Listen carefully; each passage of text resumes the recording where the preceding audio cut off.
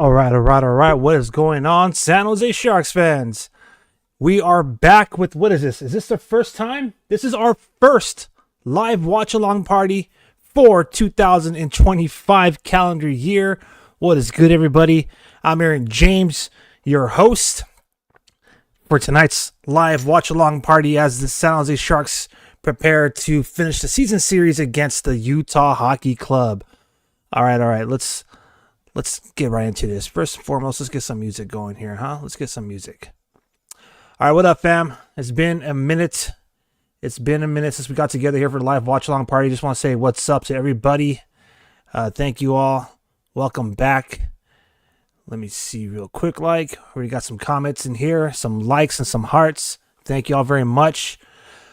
My fault, running a little bit behind here. Not quite. I mean, almost game time. Just kind of jumping in live on the studio. I'm not gonna lie. I'm not gonna front. Definitely, kind of a little behind the ball here, but here we go. All right. While I square things away in the background, let's take a look at tonight's lineup here. So here are your projected lines for the San Jose Sharks against the Utah Hockey Club. The San Jose Sharks have some interesting lineups tonight, man. First and foremost, we need to get Jake Wallman back. Definitely miss him. But nonetheless, Henry Thrun has been getting some prime opportunities to slot in at that first defensive pairing. Tonight's first line is the Lund line is back. Obviously, he's been back since William Eklund returned from an upper body injury. So William Eklund's lining up on the wing with Zetterlund on the opposite end, and Granlund. Mikael Granlund is your center. Some interesting news about Mikael Granlund. So this right here is via Max Miller at the Hockey News. So he dropped a story, I believe, earlier. Either was it earlier today or yesterday? I believe it was yesterday. But long story short is Granlund was kind of saying that he wants to stick around with San Jose, which is awesome news because you all know that I personally am a big fan of keeping Granlund on the squad. But of course, with what happened with Mackenzie Blackwood earlier, let's just be 100. Mike Greer is not going to waste an opportunity to, have some, draft capital or make the most, make moves that will benefit the future. But nonetheless, back to the point, the Lund line is here. Granlund wants to stay. Henry Thrun and Cody Ceci are behind the Lund line, and that's going to be your first lineup. Or your first line tonight. Your second line tonight is Colin Graf, Alexander Wenberg, and Tyler Toffoli. So this right here is interesting to me. Very interesting to me. Kovalenko, I believe, is out. So he is considered day-to-day with an upper body injury, if I'm not mistaken. Let me just make sure that I have the injury designation accurate here. But it was announced yesterday that from head coach Ryan Rosofsky, he shared that rookie forward Nikolai Kovalenko suffered an upper body injury against the Vegas Golden Knights, and he's considered day-to-day. So Colin Graf, we all had that really awesome-looking rookie line going on. Now it looks like it's being shaken up tonight. So Colin Graf is on the second line with Alexander Wenberg and Tyler Toffoli. Mario Ferraro and Timothy Liljegren are your second defensive pairing. And oddly enough, which not really surprising, but Macklin Celebrini and Will Smith, they got a lot of top 6 minutes to start off the season. Now, as we progress through the second half of the season, they have been pretty much slotted into the third lineup, and it's been working. At least to say it's been working for Will Smith and Macklin Celebrini. They've looked fantastic, obviously. Specifically, the first time Vegas came around, not the previous week, but the first time they came around in San Jose, that Macklin Celebrini and Will Smith combination looked pretty awesome and pretty exciting to watch. So tonight they have Luke Cunnin on the wing, which is very interesting because typically he is your fourth line centerman. So Luke Cunnin gets promoted up into the third line alongside Celebrini and Smith. Jan Ruda and Shakir Mukhamadullin is your third defensive pairing. Now, a lot of fans are joking we're not going to get the dub because Mark Edward Vlasic is a healthy scratch, of course. Ryan Rosofsky says there's nothing wrong with Vlasic or his game. They like what they've seen from him. It's just they want to keep Shakir Mukhamadullin kind of in rotation, keep him fresh. So that is the sentiment here in Sharks territory with head coach Ryan Rosofsky. So great news for us Sharks fans who are all about the future is Teal, because what that essentially means is that we have some, more of our rookies getting, some quality NHL minutes. And your fourth and final lineup here, our Sharks line tonight against the Utah Hockey Club is none other than Barclay Goodrow, Ty Dellandrea, and Klim Kostin. Klim Kostin, most notably, was on the first line, so he has a tremendous drop, from first line to fourth line. And of course, tonight's starting goaltender is none other than Alexander Georgiev. He's 9-12-0 with 24 games this season. Obviously, those 24 games are with the San Jose Sharks and his previous squad, the Colorado Avalanche. But Alexander Georgiev gets to start in net tonight. What that really means, Sharks fans, because I know a lot of you want to moan and groan about this, is that tomorrow night when the San Jose Sharks host the Minnesota Wild at the Tank for some Saturday night hockey, it just means that Yaroslav Askarov is going to be in net in front of the home crowd. So, let's hope that, Georgiev can have himself a solid game. Again, this is the final game between both the San Jose Sharks and the Utah Hockey Club. The season series is currently split 1 apiece. So, most notably, are the 2 games. Pardon me. So, some major notes, a better way of saying it, from these last 2 games is first and foremost, the San Jose Sharks got that first dub of the season in Utah, and they did it in dramatic fashion, coming back. I believe they scored, 4 unanswered goals in a 5-4 overtime victory in Utah. And then, of course, the last time we played the hockey club was in San Jose, and everyone got to see Macklin Celebrini get in the face of the refs, get in the face of a bunch of different players. We already know that we have a villain on this squad, and we got to look out for him. We got to be on the lookout. So, this squad, early in the preseason, the Utah Hockey Club lightly responsible for injuring Macklin Celebrini. And then, they were definitely, targeting him, including the sus non-boarding call.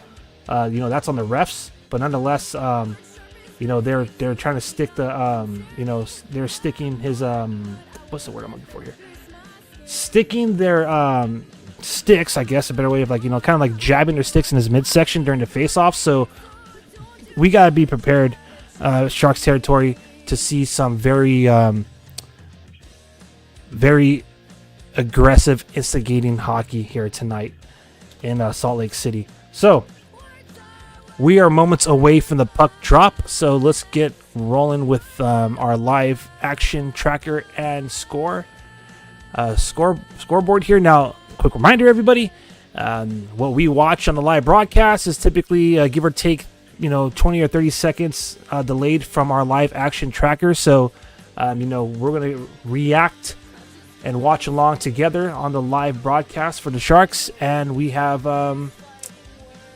let's see, just moments away from the opening face-off here. So, and then we'll have all the reactions here. So anyways, all right. So that right there is pretty much your, the game preview for tonight. Players to watch for. William Eklund is on a hot streak. He has 3 points in his last 5 games. Clayton Keller is someone that was pretty hot for Utah. I gotta double check if he's even in the lineup. I know that Curtis Pashuka shared that's one of these guys. I believe it was Keller. Is not in the lineup today. But let me just double check. No, that's Dylan Gunther. So they're talking about the Wild game. My bad. All right, so players to watch out for on Utah. Clayton Keller, 4 points in the last 5 games, including 3 assists. Logan Cooley has 3 goals for Utah. Both these squads have been rather less than impressive. The Sharks have 2 victories in the last 10 games. Utah Hockey Club has 3 victories in their last 2 games. The Sharks are coming off of a loss So we'll break it down in the last 3 games. The Sharks lost most recently to the Vegas Golden Knights, but they put 2 dubs up against the Lightning and New Jersey, whereas the Utah Hockey Club lost to Florida and Dallas. They lost to Dallas in overtime, and they have a victory against Calgary.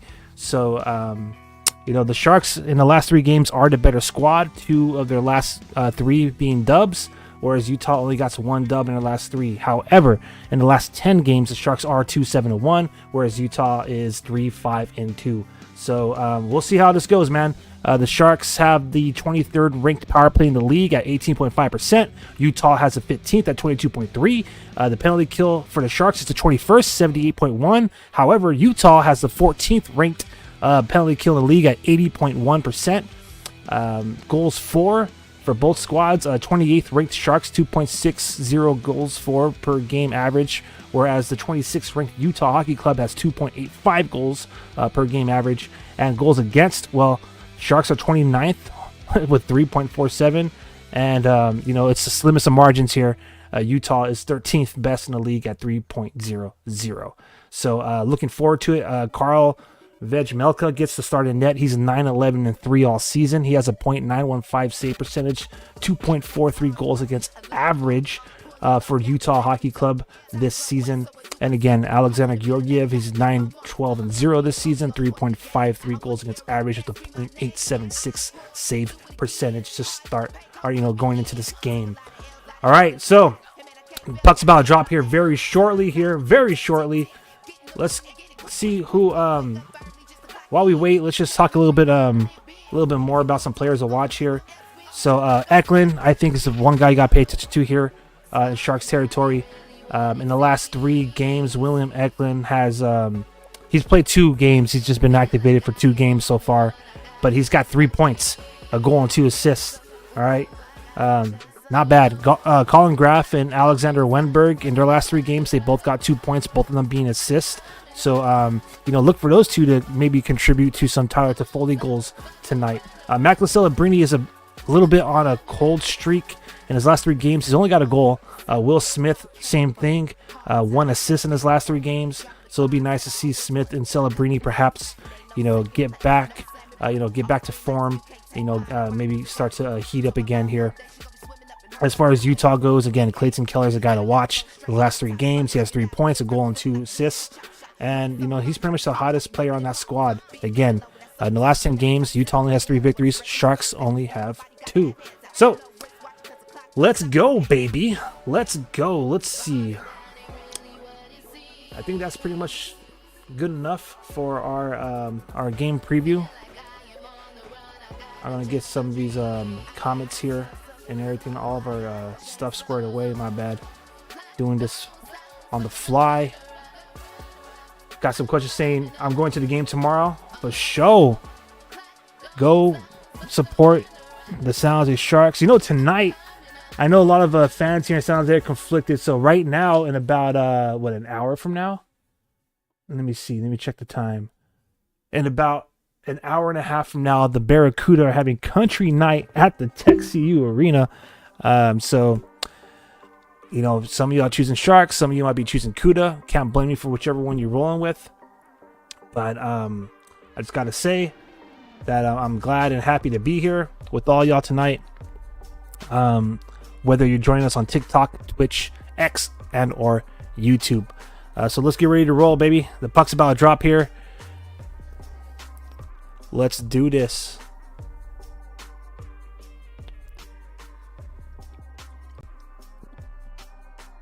Oops, my bad.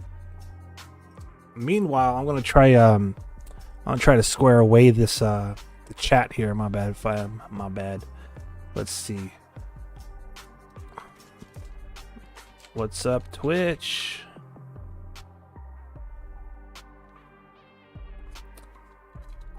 What's up, YouTube?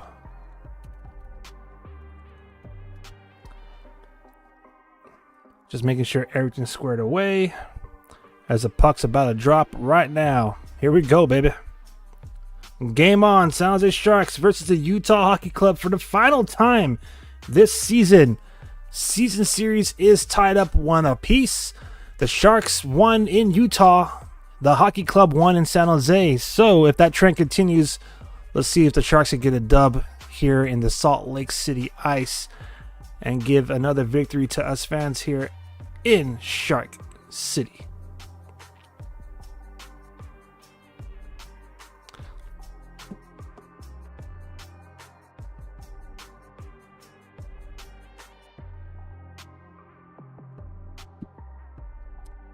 All right, as you can see, the chat function is working. Give me a quick moment to square away this. Let me get TikTok involved in here.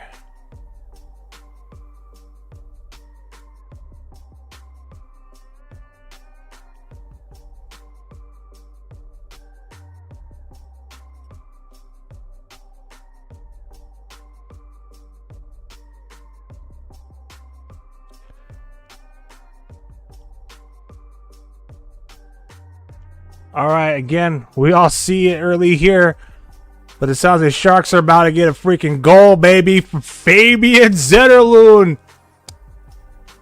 Fabian Zetterlund gets the first goal with the first shot on net for the San Jose Sharks, baby. Yeah. Let's go, baby.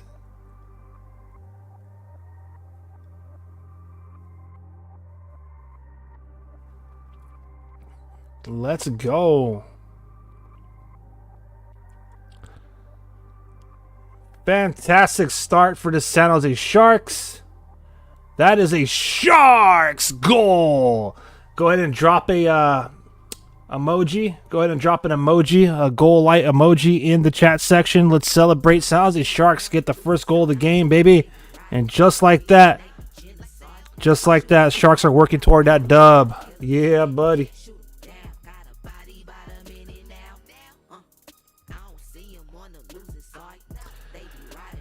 Fabian Zetterlund gets his 12th goal of the season, assisted by Mikael Granlund, his 25th assist of the year, and Cody Ceci, his 9th assist of the season. Great to see Ceci get a point because he's also been on a cold streak.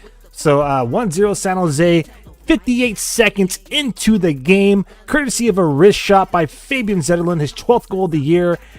First shot on goal. Love it. Freaking love it. Let's go, baby.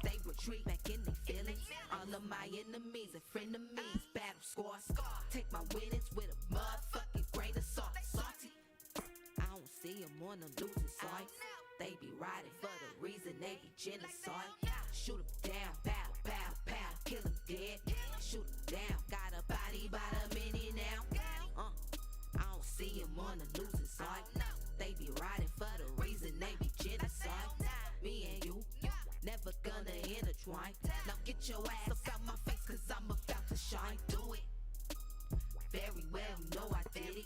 Raise the bar, they retreat back in their feelings. All of my enemies and frenemies, battle scars. Take my winnings with a motherfucking grain of salt. Salty, I don't see them on the losing side. They be riding for the reason they be genocide. Shoot them down, pow, pow, pow, kill them dead. Damn, there it is. All right, fam. Got the TikTok comments rolled in. So if you're on TikTok and you're joining our live stream, what's up? Thank you, everybody. So we got 440 likes already on our TikTok live stream. Y'all are the best. Thank y'all. Welcome to the live stream. Welcome to the show. Quick reminder, if you're catching us on YouTube, first of all, you guys have been outstanding over the new year, man. Thank you all for continuing to add toward that total and have your primary assists in helping Shark City Hockey reach their goal of 1,000 subscribers on YouTube. Currently, we're at 728. So thank you all. And again, if you're not following us already across the board on social media, that's TikTok, Twitch, X, YouTube, and Instagram, do so at Shark City Hockey.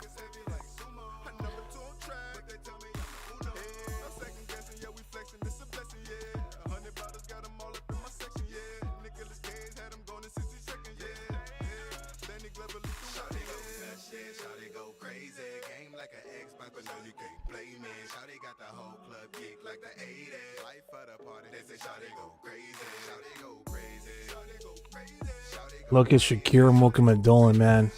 Big body. I love the way he handles that puck. You love to see him break out of his own zone and have, such flawless zone entry. Nothing against Mark Edward Vlasic, but I think the Sharks definitely benefit for some more Mukhamadolan in the lineup. And maybe, if Money Mike Greer could find a way, again, as we shared here on Shark City Hockey's flagship podcast, Frostbitten, where I'm joined by Tyler Castillo and Mike Hahn. A lot of us think that's going to be tough for Mike Greer to move that $7 million AAV contract that Pickles has. Alexander Georgiev! Woo! Alexander Georgiev gave up prime real estate in that crease, and Utah just could not capitalize. Clayton Keller, the guy we said to watch out for, did not freaking see that wide open net. Thank goodness, because that was almost going to be a tie game. Oops, my bad.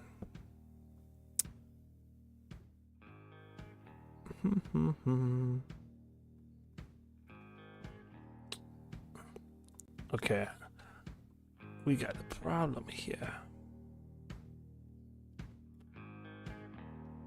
Thank you to everyone who's joining right now.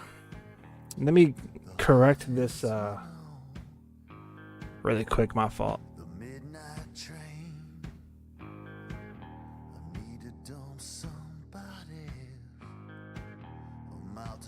That's so weird that's doing that. Oh well.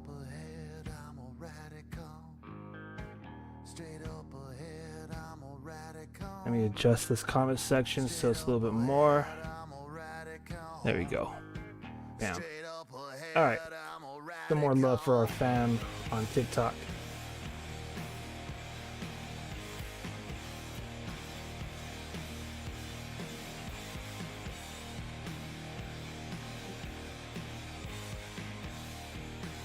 Oops.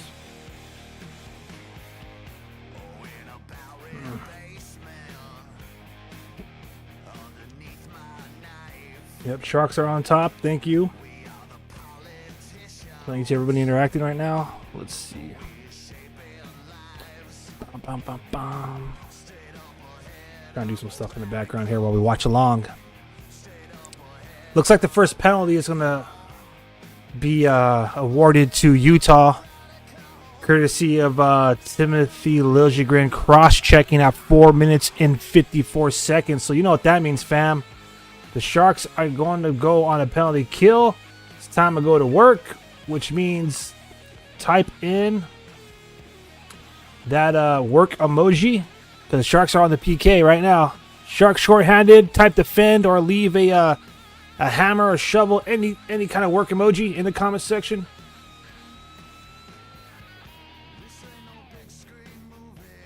There we go.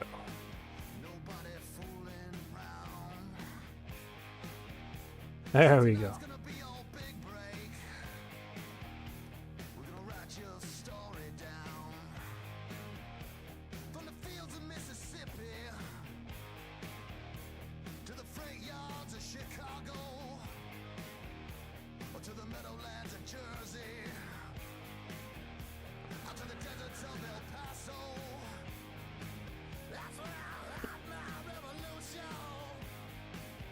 Sharks killed off 40 seconds of this penalty already.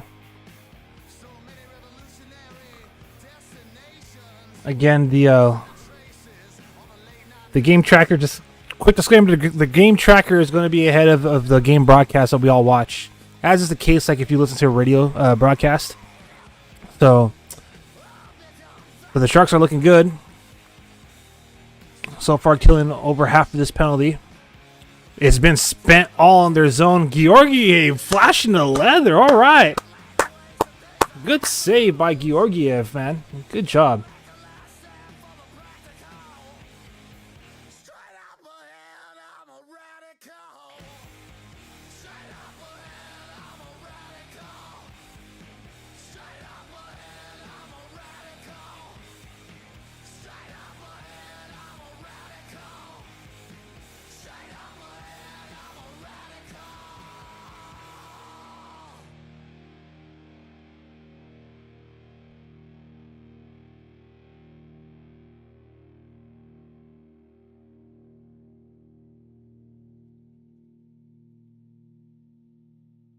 All right.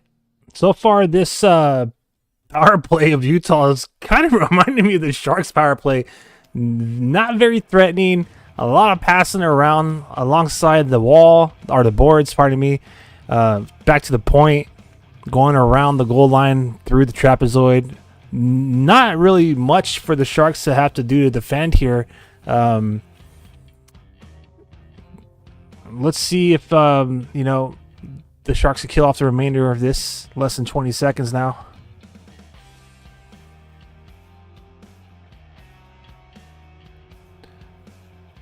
Ooh. Georgiev's best friend, the goalpost, comes through for us right there.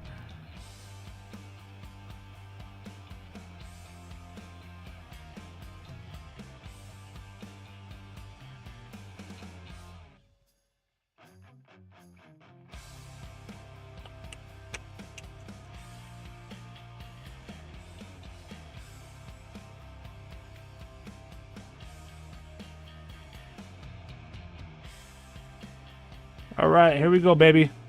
Good job, San Jose Sharks. Killed off the penalty. So let me know who y'all got. Welcome to Shark City Hockey's live watch-along party with real-time reaction to the action as the San Jose Sharks are closing out the season series against the Utah Hockey Club. San Jose Sharks currently have a 1-goal lead, 1-0. They got it off their first shot on goal. Thank you to Fabian Zetterlund. The Lund line is back together. Granlund got the secondary assist. Cody Ceci got the secondary assist, pardon me. Third point on that goal. If that made sense. Let me know who you got. Let me know in the comment section if you're here. If you're here for Utah, or if you're here for San Jose, type SJ for the Sharks, or Utah for obviously the hockey club.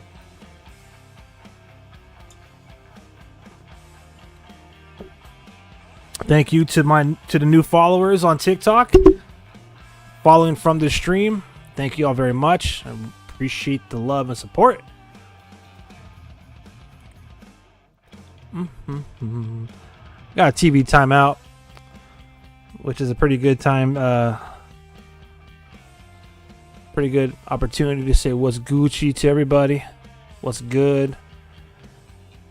Thank you to everybody for your comments and your likes on TikTok.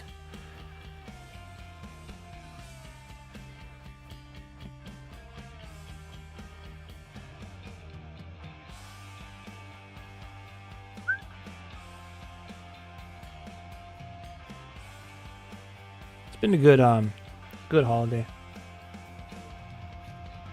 Last time we got together, it's been a minute, so we got together here at Shark City Hockey for Frostbitten, which went down on Friday. So a week ago, we got together to talk about the Sharks midway, kind of like a mid-season review.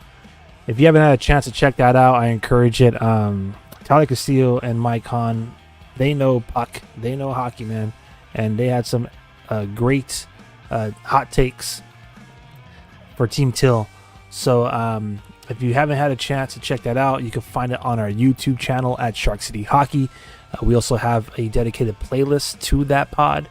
So if you want to watch it, it's obviously available on your preferred or favorite podcast platform. So if you want to check it out, like on Apple Podcasts, or if you want to check it out on Spotify, you can have the option of watching it like you would on YouTube or listening to it.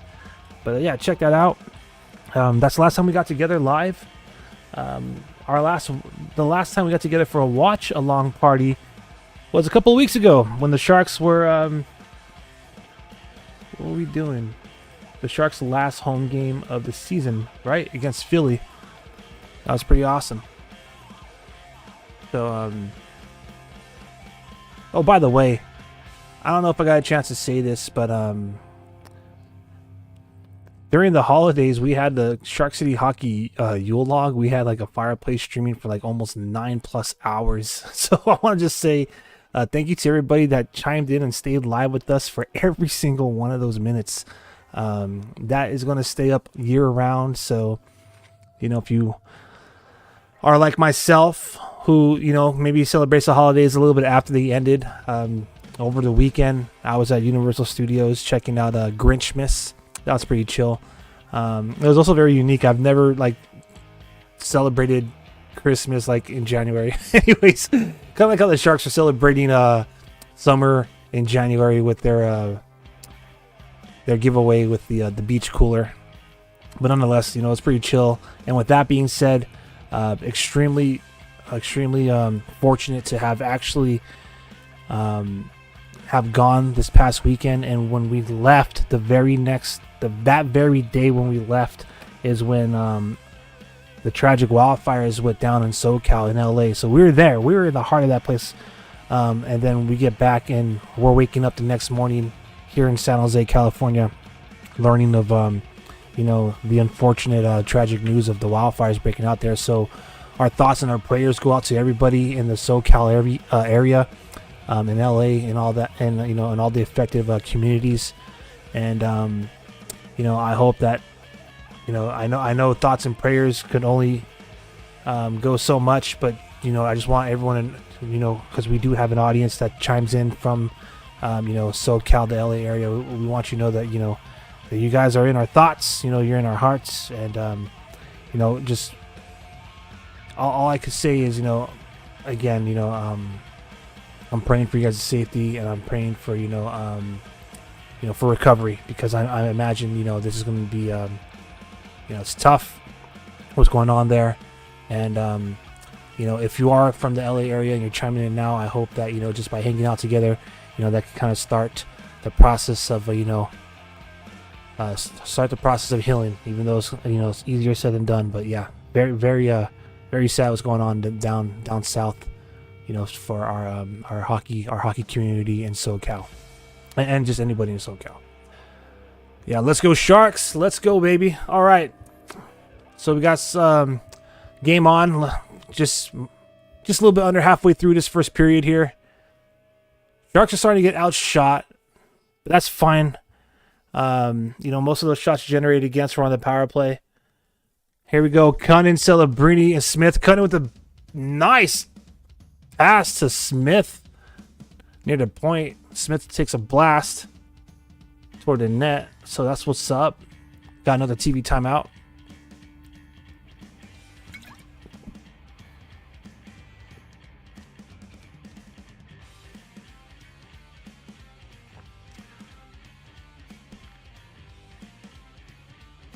I tripped the music while this TV timeout, alright?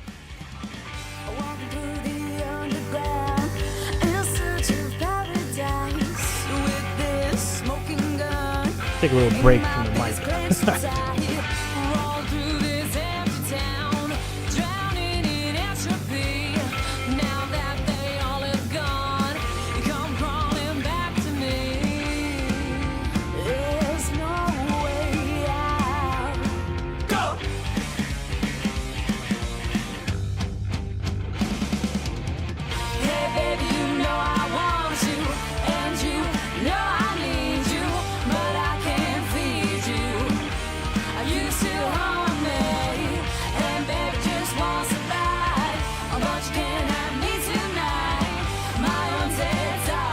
Thank you to the 70 plus joining me right now across social media.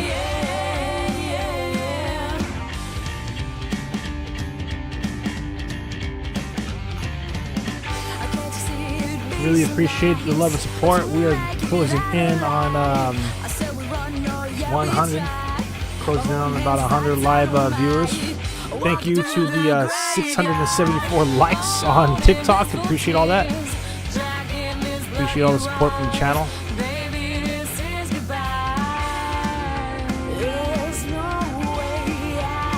Dude, this is some...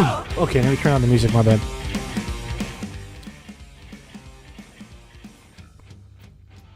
So, Kevin Stenlin, man. That's the guy. So, they're finally acknowledging on the broadcast. I was saying this from the preseason. Like, boo this guy forever, dude. He's been after Celebrini. Injured him the first time, threw him into the boards the second game. So, boo this guy. Boo him hard. Remember that number, 82 for Utah. I don't know where he'll be in 2025-26, but whenever that guy is in the Shark Tank, I'm letting you know, fam, boo this guy forever.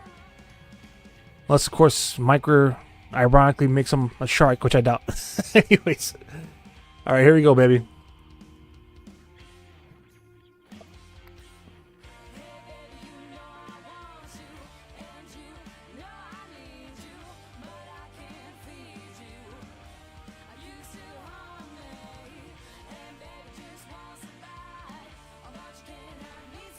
Here we go. Oh, good centering pass opportunity there. So Cunnin, Celebrini, and Smith are out there right now. That's the Sharks' third line tonight. I assume they're going to be on a line change because I see Mario Ferraro out there with Liljegren. That's the Sharks' second defensive pairing.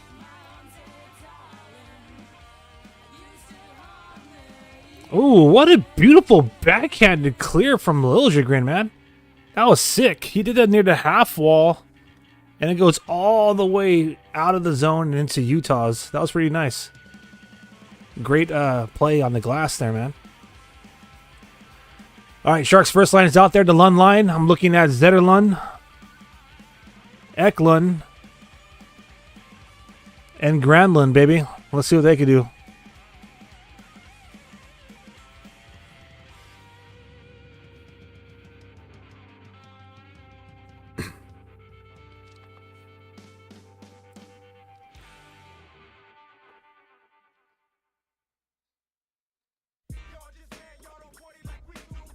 Nice little battle near the half wall in the Sharks zone right now.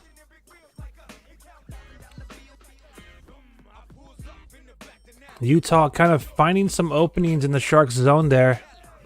But the Sharks are able to clear that puck. So Sharks will get a line change. Utah will reset in their own zone behind the inside the trapezoid behind their own net.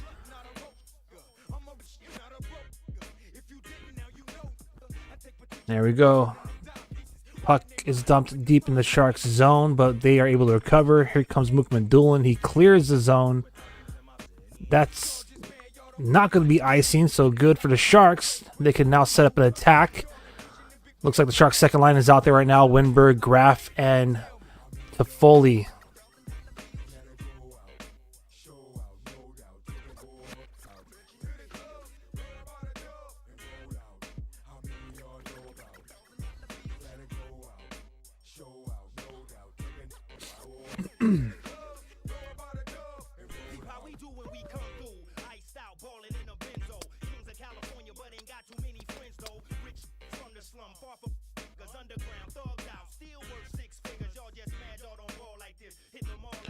All right, here we go. Face off deep in Utah zone.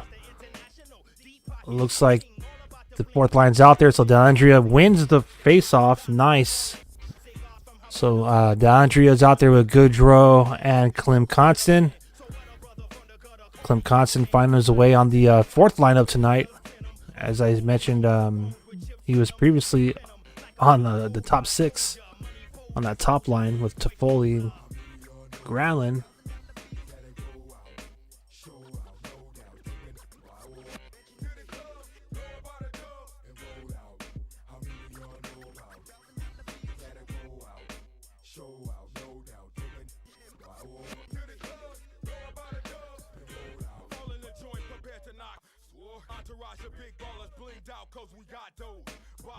I love how Drew Amenda is kind of showing some love to that fourth line right now, as we mentioned it. Praising head coach Ryan Rosowski, saying that this is the grit that a fourth line needs, to paraphrase what he said.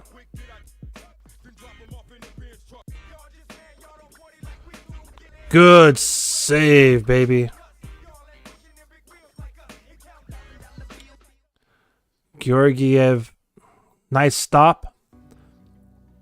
Was challenged one-on-one. Good stop. Utah is able to win this puck. Another blast. And Georgiev gloves it down, baby. Georgiev is looking pretty good right now. I like it.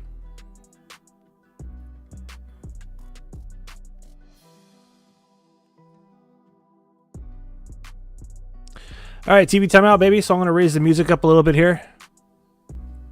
Let's enjoy some beats while the TV timeout's going on.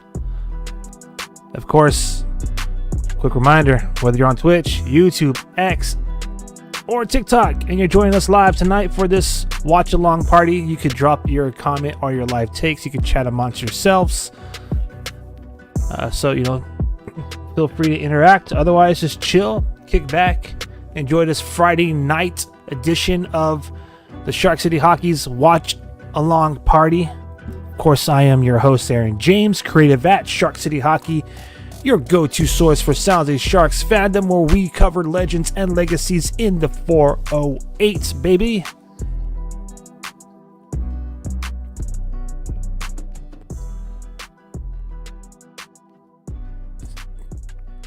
So I got a confession to make.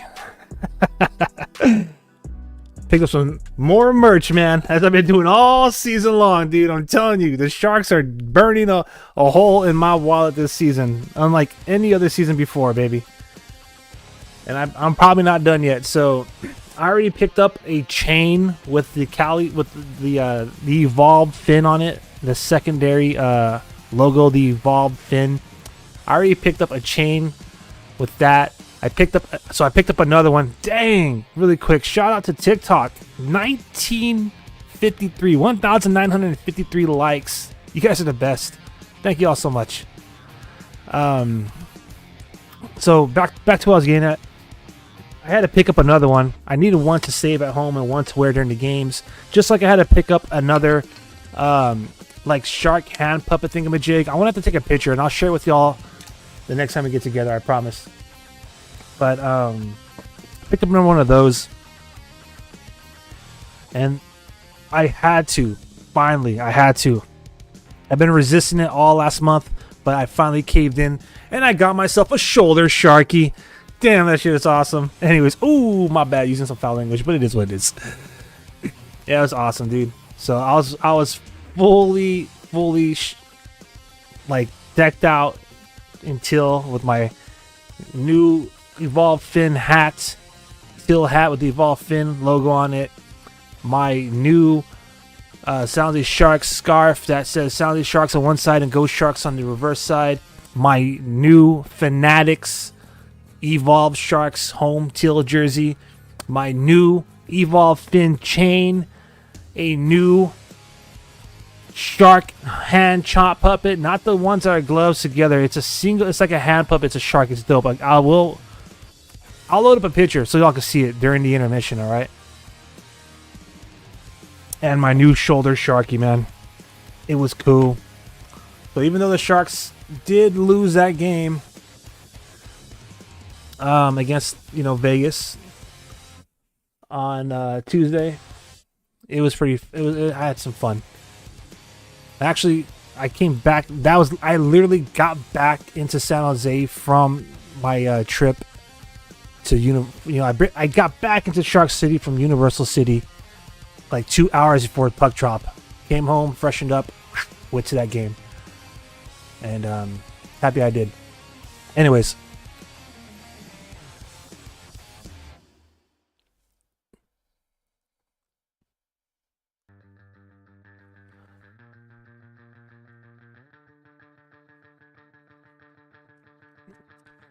okay, so ever since that power play, Utah has been pressing, man. The Sharks have kind of failed to generate any real offensive pressure since that first shift, 58 seconds in with the goal by Fabian Zetterlund. So we'll see what happens here, man. But they need to pick this up. They really do.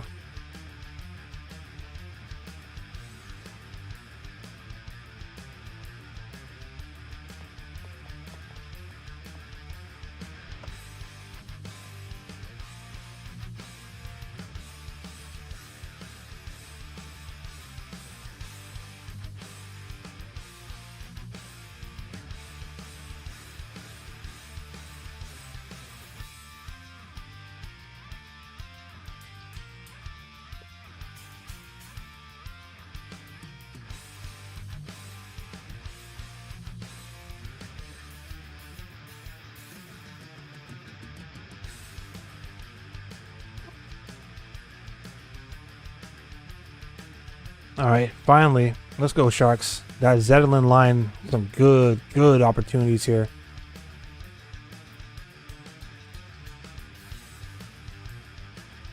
Oh!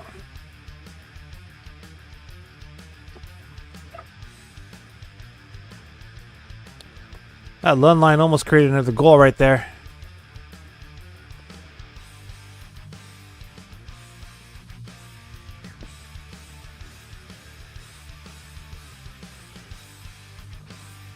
We're approaching just 2 minutes remaining in this first period.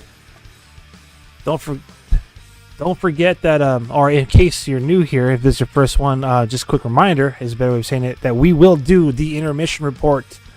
We will do the intermission report. Here comes Wenberg. Oh, great opportunity, 2-on-1 Sharks, and Wenberg. Nice snipe, but it hits the... Uh-oh. Utah player down, my bad. Valimaki, number 4 of Utah Hockey Club, is down on the ice.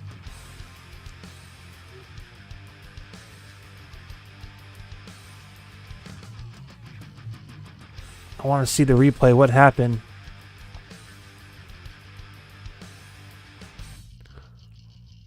Let's see.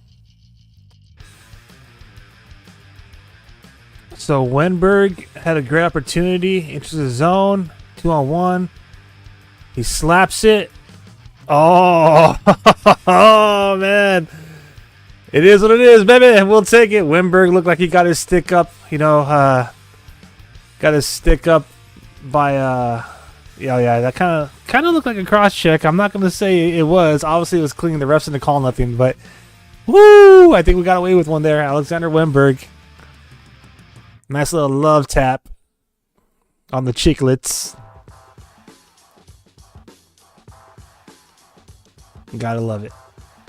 Hey, if they're gonna freaking, if they're gonna rough up Macklin Celebrini, and if they're gonna throw him into the boards, the obvious boarding call, and we're not gonna get it, I don't want to hear no crying from Utah, from getting a little bit of love back from San Jose Sharks.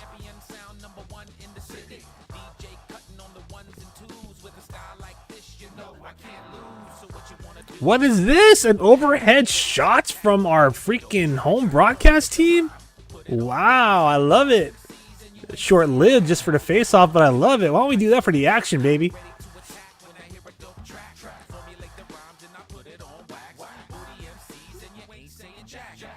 Wenberg, Toffoli, and Graf are out there right now. Sharks' second line.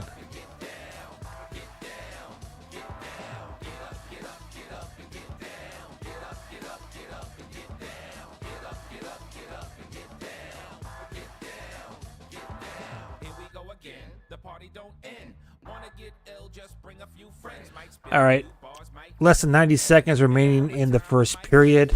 Quick reminder, we will talk about what happened here, which, to be 100 with you, was pretty much all in the first period. All in the first 5 minutes. Sharks scored a goal, they committed a penalty. Some good saves from Georgiev, I gotta say that. So, we'll talk about the box score. We'll go over the box score. We'll go over the goal. We'll go over the face-off summary for San Jose Sharks, as we usually do in our intermission. And we'll take a look around the league, see some of the scores that are going on, or some of the games that have concluded prior to this one. And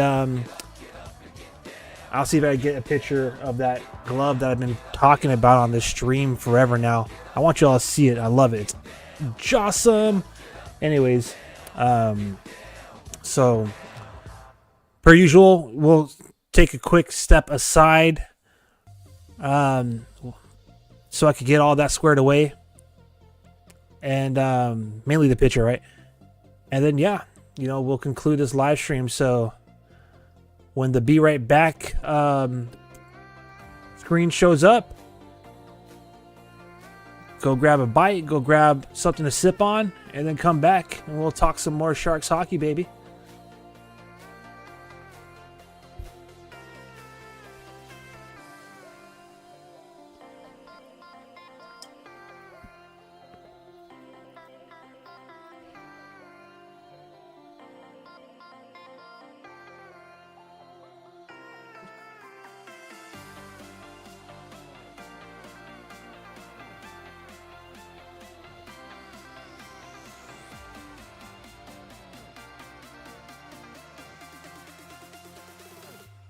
All right, that's Celebrini in Cunning and Smith line trying to create some more offense. Ooh, nasty handling the puck by Georgiev. Gives it away. Hits the post. Oh my goodness. Second post for Utah. Second side relief for Sharks territory. Alexander Georgiev doing his best Yaroslav Askarov impression. Poorly handling the puck. Passing it to the other team. Nasty turnover. Ooh. It looks like Cody Ceci maybe slightly got his stick on that to redirect it and then it hits the post. But dang, that was scary, man. Oh, wow. Don't get lazy in the final seconds of this period, Sharks. Come on, man. All right. 37 seconds right now left in the first period. Faceoff's going to be down in Shark zone. Yes, someone commented saying, "What are you doing? What are you doing, Georgi?" Like I said, he's trying to be Yaroslav Askarov, bro. That's ridiculous.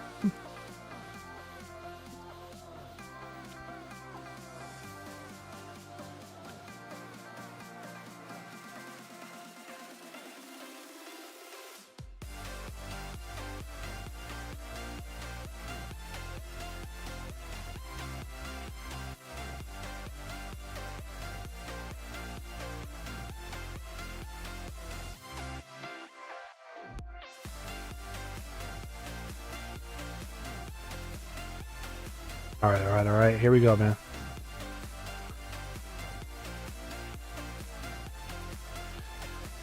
Sharks are going to end this first period with the lead. 1-0. Again, that goal happened like within the first minute, 58 seconds into this period, so icing, 4.4 seconds are left. Icing, so one more face-off deep in the Shark zone. As I mentioned earlier, we will go over the game stats, your box score. We will talk about the face-off summary. We'll review that first and only goal of the first period. Talk about the penalties. And, of course, we'll take a look around the league. So, after one period, the San Jose Sharks have a 1-0 lead over the Utah Hockey Club. Again, this is the third and final meeting between these squads. The season series is tied 1 apiece. Utah Hockey Club won in San Jose. The Sharks got their first victory of the season in Utah. So we'll see if the Sharks win this inaugural season series against Utah. Of course, the Sharks have played the predecessor Arizona Coyotes plenty of times before, but this is technically the third ever game against the Utah Hockey Club in franchise history, and the previous two, the results are, again, Sharks 1 win, Utah 1 win. So, quick thank you and shout out to everybody joining us on Twitch, TikTok, YouTube, and X. I'm Aaron James, creative at Shark City Hockey, and your host to this live watch-along party with real-time reactions to the action. It is now the intermission. So what we're going to do here is I'm going to step aside. Here real quick like so I could take that picture for y'all so I could share with you that puppet that I've been obsessed with, the Sharks puppet. And then when we come back, we're going to go over, again, the team stats, and then we'll go over the goal, we'll go over the face-off summary, and of course we'll take a look around the league. So don't go anywhere. I'll turn up the music. I'll be right back. I'll take a quick picture of that shark hand puppet that I've been talking about all season, so y'all can finally see what I'm talking about. And then we'll go over what happened here in Salt Lake City the first 20 minutes of this game. All right, so be right back. All right, don't go anywhere. Be right back.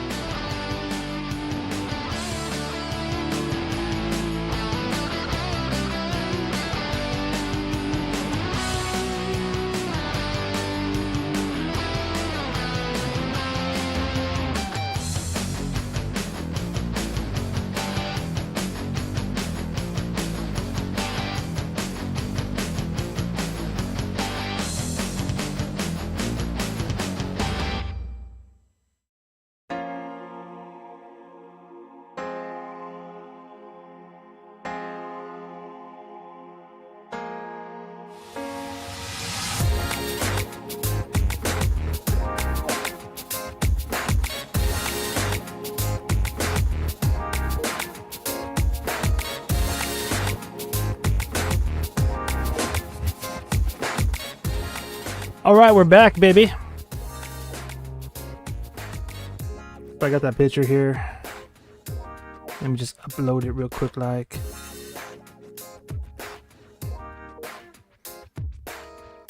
All right, so let's go into the while we wait to take a look at this newest awesome merch. Well, not new again. If you were watching earlier, you'll know that I added another one to the collection. I bought one to save and one to, to use, I guess, right?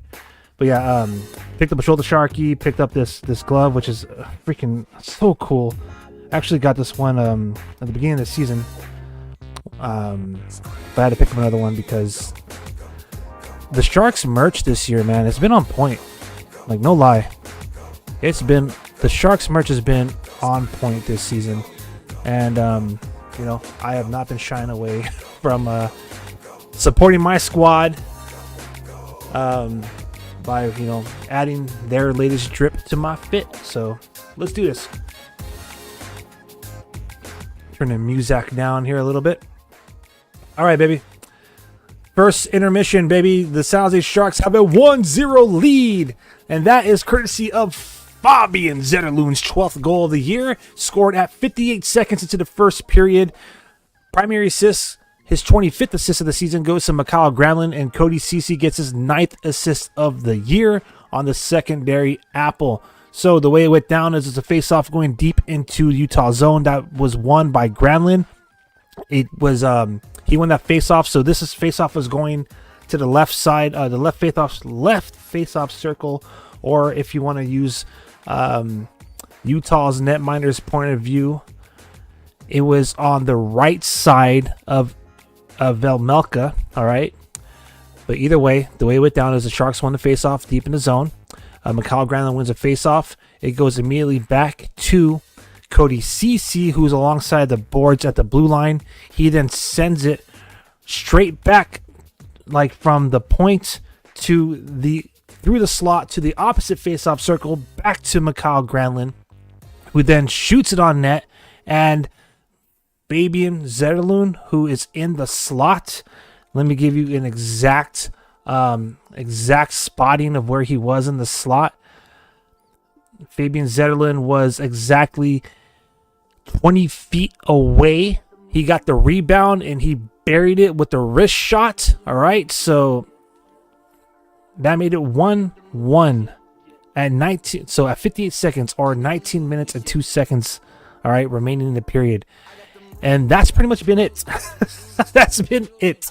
So the Sharks did commit a penalty. Honestly, the power play from Utah wasn't that threatening. And again, just a reminder, the Sharks penalty kill this season, which is probably one of the more highlights in terms of team stats, going to this game was ranked 21st at 78.1%. Utah, however, they have an 80.1 penalty kill percentage for 14th in the league, but their power play, same thing, 14th in the league, 22.3%. So they had the better, on paper, they had the better power play unit, or the better special teams unit rather, and the Sharks were able to handle that penalty because they just couldn't get really anything done. Just a lot of passing alongside the boards to the point, behind the goal line in the trapezoid. Very unthreatening power play for Utah. Of course, that happened at 4 minutes and 54 seconds because Timothy Liljegren got called for cross-checking against Matthias Maselli. So Sharks killed off the only penalty committed in the game. Shots on goal, Sharks 8, Utah 10. Sharks are leading the face-off right now. The face-off dot with 56.5% of the face-offs going their way. We'll go into the summary in just a moment. Let me get through the rest of these stats.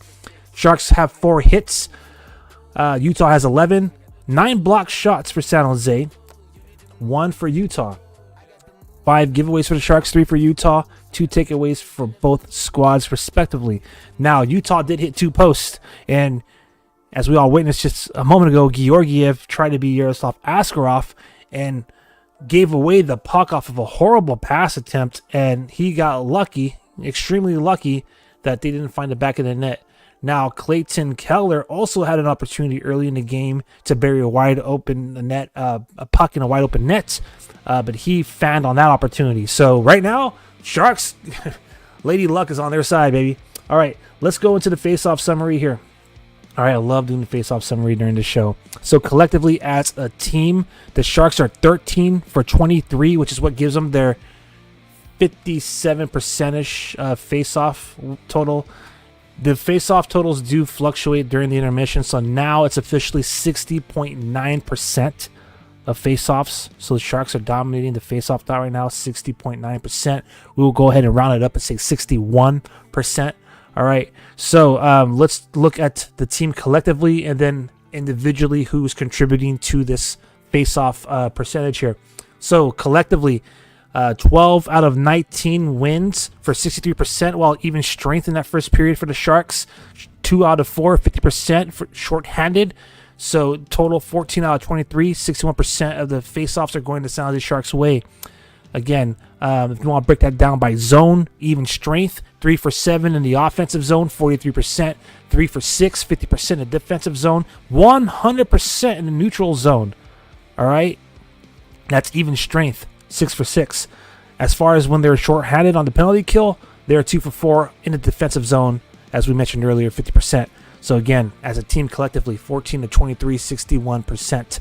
All right, now Luke Cunnin has had 3 face-off opportunities, even strength on the offensive zone. He's 1 for 3, 33%. Alexander Wenberg has had 3 opportunities, 2 of them while short-handed, 1 of them while even strength, all of them happening in the defensive zone, and he's 0%, 0 for 3 tonight.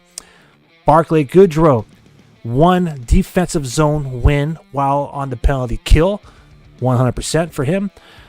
Colin Graff, believe it or not, got a face-off, even strength in the offensive zone, and he won it.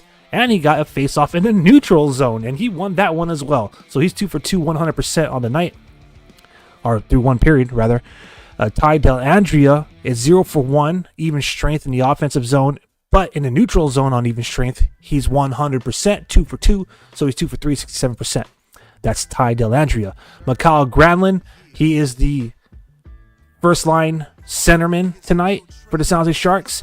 Even strength in the offensive zone, 1 for 1, 2 for 3 in the defensive zone for 67%, 1 for 1 in the neutral zone. That's even strength. While shorthanded, he's 1 for 1 in the defensive zone. So let's break it down. That's 5 for 6, 83% for Mikhail Granlund and Macklin Celebrini. All these faceoffs happen even strength. 0 for 1 in the offensive zone, 1 for 2 in the defensive zone, 2 for 2 in the neutral zone. That's 3 for 5, 60% for Macklin Celebrini. And those are your San Jose Sharks face-off contributors to the team total of 14 out of 23 for a 61% win percentage in the face-off dot. All right, let's take a look at your goal scorer, only goal scorer. And that is Fabian Zetterlund, baby. As we mentioned earlier, Fabian Zetterlund got his 12th goal of the season, just 58 seconds to the game. Mikhail Granlund got the 25th assist. Cody Ceci got his 9th assist on the secondary assist. So primary goes to Mikhail Granlund. And that's great to see. Ceci was on a cold streak going into this game. Zetterlund definitely needed to start, he needed the back of that net. He needed to see a goal more than anyone else, in my opinion, on this team. But Granlund making some headlines, making some waves here in Sharks territory recently, saying that he wants to stay a San Jose Shark. You know who else wants to stay a San Jose Shark? Mackenzie Blackwood, and we all know what happened with him. But we'll see. Maybe the things are a little bit different. Will be a little bit different for Grandy here. All right, let's take a look around the league, baby. Let's see what's going on around the National Hockey League today. 5 games total being played league-wide. 3 of them have already concluded. So the Montreal Canadiens defeated the Washington Capitals on the road. They won 3-2 in overtime. The Vancouver Canucks got shut out in Carolina. The Hurricanes win 2-0 at home. The Detroit Red Wings defeated the Chicago Blackhawks at home by a score of 5-3. Right now, at the end of 2 periods, the Los Angeles Kings are playing the Winnipeg Jets, and they're shutting them out 1-0. Normally, not going to cheer for the LA Kings, but because of what's going on in SoCal right now, I hope that they get that dub tonight for the people of SoCal. And right now, NorCal, the San Jose Sharks right here, have a 1-0 lead over the Utah Hockey Club after one period. All right, baby. And that right there is your first intermission report. Now, as promised, we're going to get that pick. We're going to get that pick going. So let's do that real quick like.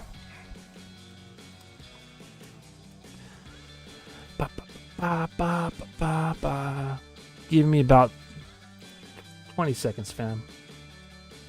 All right, so for those of you who've been following our live watch-along parties or our live streams, whether you've been catching us on the watch parties, catching us on the Shark City Hockey Show, and of course, Frostbitten, the Sounds of Sharks podcast, you know that I have been a big fan of the merch this season in Sharks territory.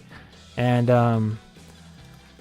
I've been mentioning this awesome glove, and because I cannot find the words to describe it, I'm going to upload it. My bad. Let me make that fit the screen here. Boom.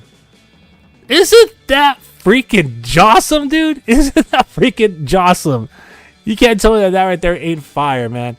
All right, so what's jawsome about this is obviously it's the Shark logo, right? What's cool is, they do add a little bit of white underneath it, so that's kind of dope because it kind of resembles the Screaming Shark, right? Am I right? It resembles a Screaming Shark. Obviously, you can that's my hand in it, so that's what it looks like when there's an actual hand in there. You could do the chomping motion. That's what I do when they're on the power play. What's cool about this is if you look at the base, kind of where the wrist is at, it has that design that you see on the torso and on the sleeves, on the stripe, that middle stripe. I love that. It even has the current Sounds of Sharks team font. But on the belly of the shark, it has that old school Sharks chomp word mark. This right here is awesome. And I'm surprised that I haven't seen this swimming around the tank more often. I think a lot of fam are still rocking like the two mitten gloves that look like, in my opinion, they look like sandals on your hands, and you're supposed to, put them together for the chomp. You know what I'm saying? But this right here is fire, man. So I already had one in the collection. I had to pick up one to utilize, during game time, during game days. And on top of that, I picked up a shoulder Sharky, but I love this thing, man. I absolutely love this. Anyways, that was that. My bad. I had to geek out there for a second on the merch. So let's see. How much time do we have remaining here? Puck should be dropping soon. We should have game on in just a second. So until then, what I'm going to do is I am going to put on some jams, bump the music for y'all. This way y'all have to listen to me. And, game on will be going down in just a moment here. So thank you to everybody for joining me here tonight. I'm Aaron James, creative at Shark City Hockey, your host of the live watch along party. And of course, thank you to everyone who has a primary assist in helping Shark City Hockey get their goal on YouTube. Right now, we are currently at 728 subscribers. Let's get that bad boy toward 1,000. Ooh, thank you very much. We got a new subscriber, so we're at 729 now. Y'all are the best. Currently being joined by 92 live viewers at the moment. Have an additional 119 people chime in from TikTok. Thank you to the 1,953 likes on TikTok. Y'all been jawsome this evening for this first period. Sounds like Sharks are about to play again, so let's get everything squared away. Let's get our action tracker and scoreboard up, and let's see if the Sharks can win this season series against Utah Hockey Club. But I'm going to take a quick break from the mic and, listen to some music here. Let's chill for a minute, huh?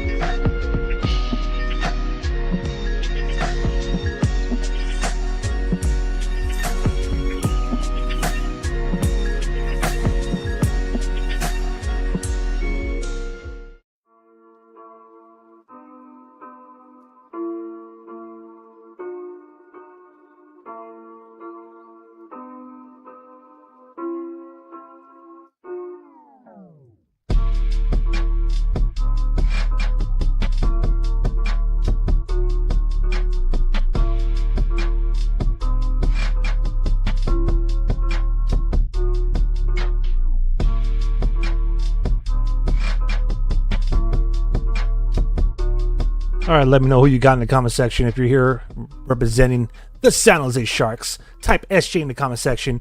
If you're here representing Utah HC, put Utah in the chat. We got game on right now. Second period is underway. Let's do this, bad boys. Let's go, Sharks.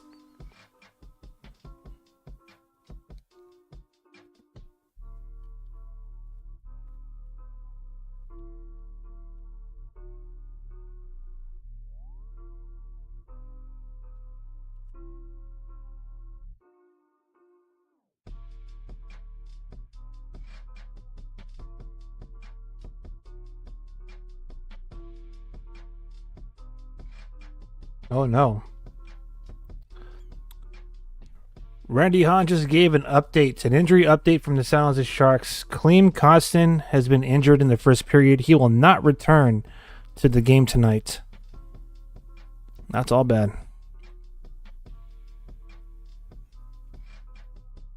Dang, that's tough. We just got him back. So that's so tough.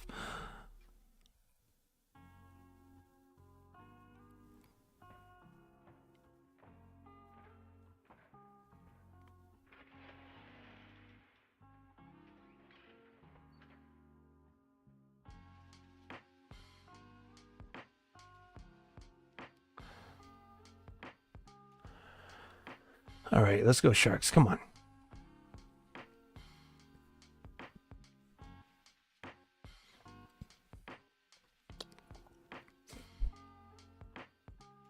I wonder what happened.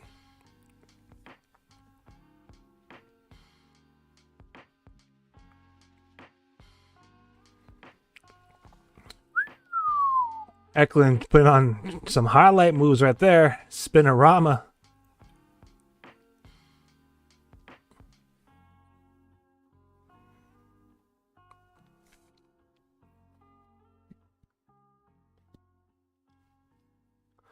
Really quick, from Sharks Public Relations on X, Fabian Zetterlund's goal at 58 seconds of the opening period is the earliest goal by a San Jose Shark this season.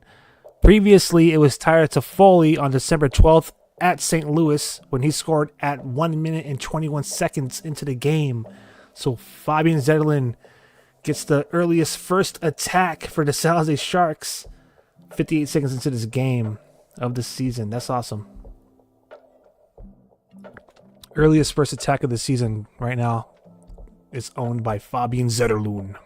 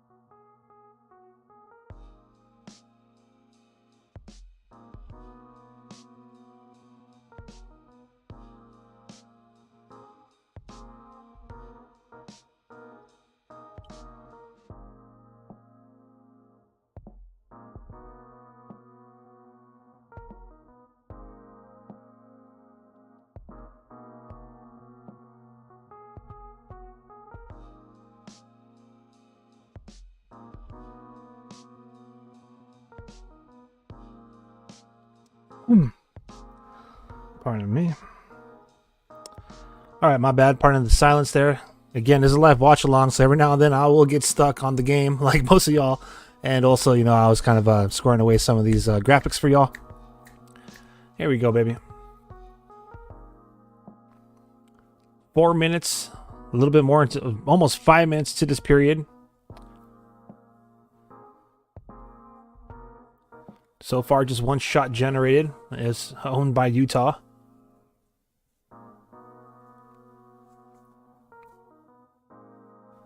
Quick reminder, in the last 10 games, the Sharks only have 2 victories and Utah only has 3. However, in the last 3 games, the Sharks have 2 victories and Utah only has 1. Utah is coming off of 2 consecutive losses, whereas the Sharks are coming off of 1 loss after putting up 2 impressive wins against New Jersey and Tampa Bay. All right, so let's go Team Teal. Speaking of which, the Lund line is out there again. Granlund takes possession of it at the blue line. Sharks maintain offensive pressure and possession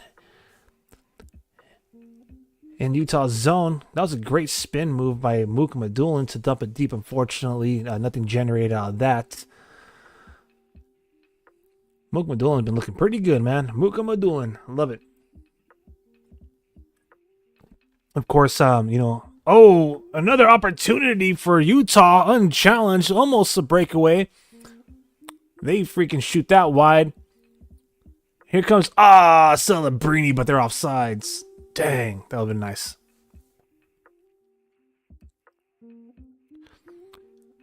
So it's a 1-goal game, and the previous 2 games against Utah, the Sharks, it's been a 1-goal game. So the San Jose Sharks, of course, got that first victory of the season, 5-4 in overtime. Utah got lucky and defeated the Sharks at the tank 4-3 on December 14th. All right, so, just a few weeks ago. Right now, it's another 1-goal game. Sharks leading 1-0. Oh! What a pass by Macklin Celebrini. A backhanded no-look pass. And he freaking gets it to Foley, into Foley gets a great one-timer, but he cannot capitalize. Oh, no. Utah is pressing. Utah's pressing. They shoot. They score. They score. Nick Schmaltz gets his 7th goal of the season at 5 minutes and 57 seconds into the second period and ties the game for Utah. It is now 1-1.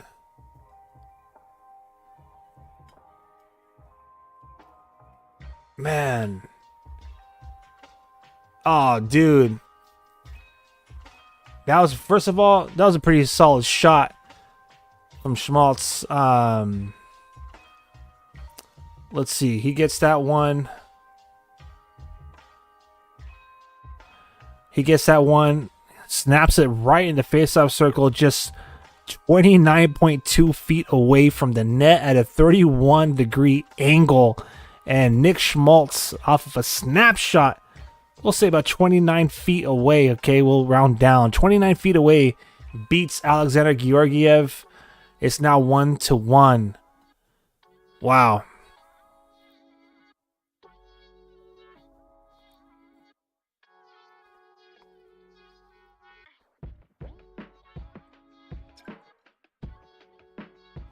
Boy, oh boy.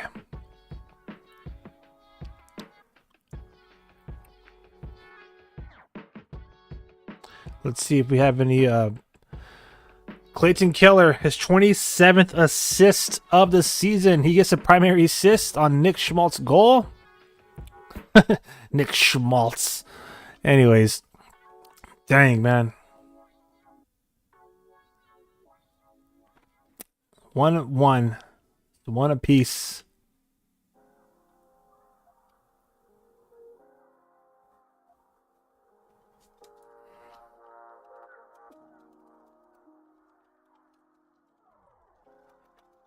All right, fam.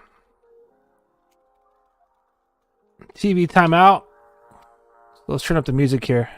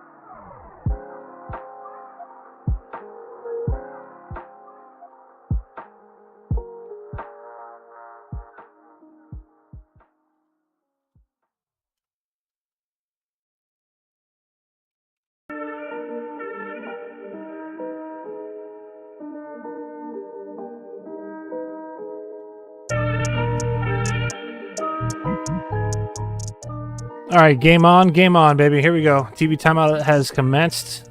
We're about to drop the puck again. Meanwhile, I'm trying to square away some stats here.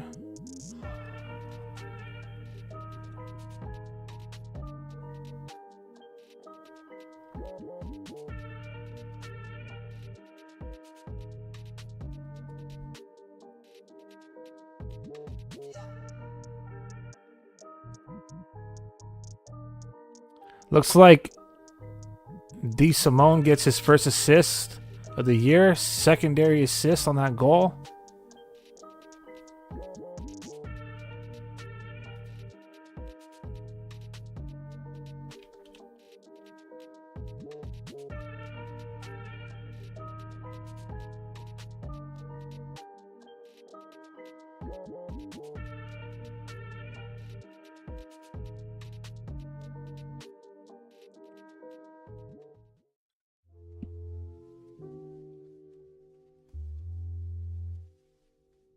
That's a hand pass. How's that not a hand pass? My bad. That should have been a hand pass.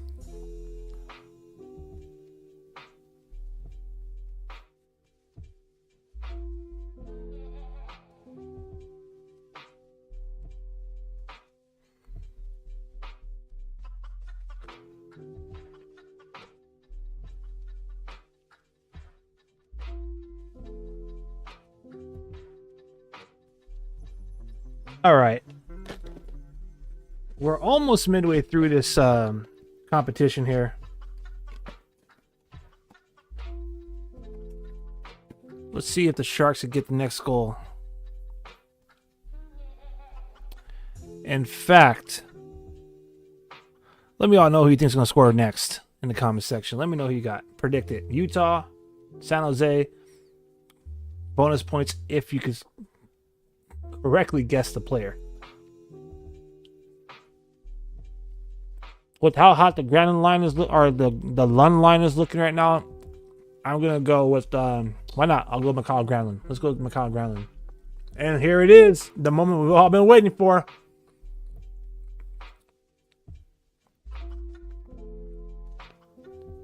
It's getting aggressive. It's getting chippy, and that Lund line is taking exception to Zetterlund being put on the ice.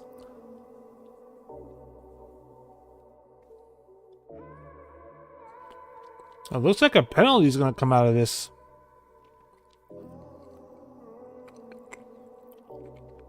Barrett Hayton is going to get called for tripping against Fabian Zetterlund at 7 minutes and 21 seconds. So you know what that means, baby. The Sharks are on the power play. Let's do this. Type chomp chomp. Type shark attack or leave a shark emoji in the comment section because our boys, those Tipperones, have the man advantage. Let's go, baby. Let's go.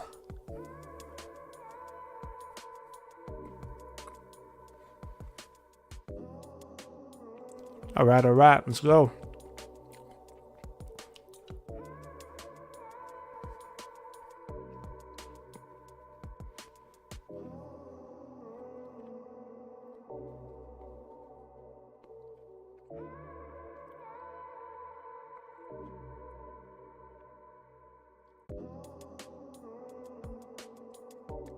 Yeah, Clemenson's Sharks are absolutely horrible again, but should be a bit better than last year. All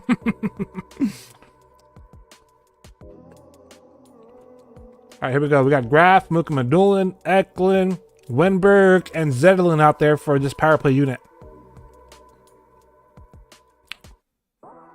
Mukamadulin tries to blast it from the point. Gets deflected wide and out of the zone, so the Sharks have to reset. Dumping chased by the Sharks.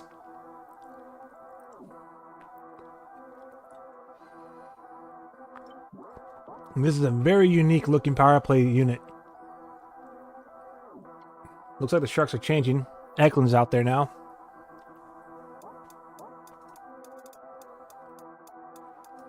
Come on, Mukamadulin. What are you doing, buddy? Let's go. All right, Celebrini now. Nice backhanded pass to Granlund. Granlund has to battle for it to get it around the boards there. All right, Sharks are setting up. Celebrini drop pass to Liljegren. Shot. Traffic doesn't get through. Celebrini with the puck now. Back again at Liljegren at the point. Liljegren elects to send it to Smitty. Will Smith sitting in the face-off circle. Growlin now. That's my pick. Growlin's kicking in the trapezoid here.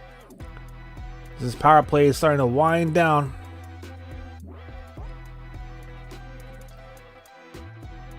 Sharks are trying to find an opening. Here comes Smith. He shoots it. Oh, nice shot. But I can just get smothered. Just get smothered.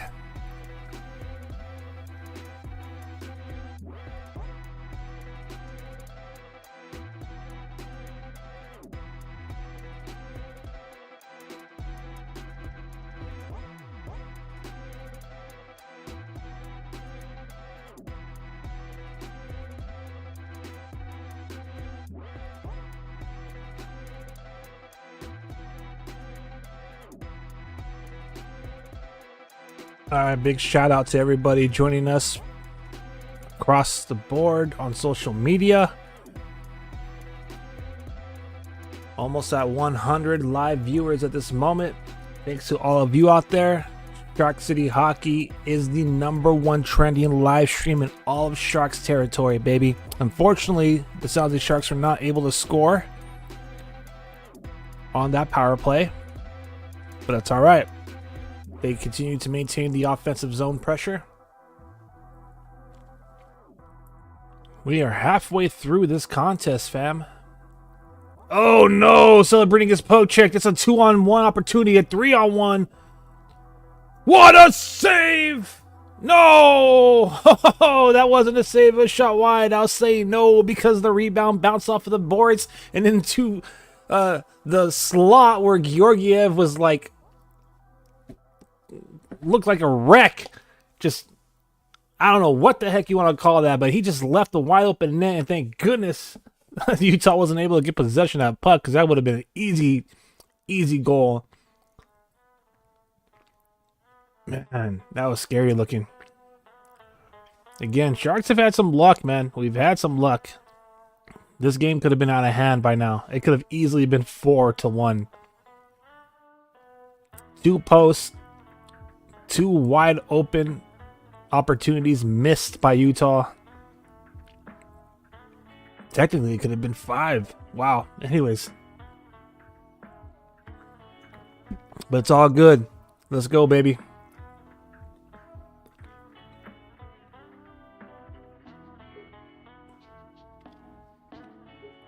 Some messy puck right now. Sharks get caught on a line change, but they're able to get possession of that puck. That's what's up. Here comes Tyler Toffoli. So it looks like Toffoli, Wenberg, and Graf are out there now. Wenberg just kind of throws it on net, gets gloved down, and that gives the league an opportunity to hear from their sponsors as they go on a TV timeout. All right. Pardon me. All right, what a game, man. So far, only 4 shots on goal from both teams in this period. So, your shots on goal total as it stands right now, with about 11 minutes and 9 seconds into this second period, Sharks have 12. Utah Hockey Club has 14. So what does that mean? Again, Sharks had 8 shots on goal in the first. Utah had 10. Both teams only put 4 shots on goal in this period. Of course, at 5 minutes and 57 seconds, Nick Schmaltz's 7th goal of the season tied up this game. And yeah, that's where we're at right now. 1 apiece. It's a tight game. Very tight game. This might come down to who makes the least amount of mistakes. Right now, I honestly feel like Georgiev is kind of being bailed out because Utah is not finding it within themselves to capitalize on some great opportunities that we've left them. But nonetheless, we're still in this game, and that's all Sharks territory can ask for. The fact that it's 1-1 right now, halfway through the game, thank you. Thank you. We all know what Sharks fans call Georgiev. I'm going to refrain from giving him that, from repeating that nickname unless of course it actually happens tonight, then I will. But yeah, glad to see that this is a 1-1 contest.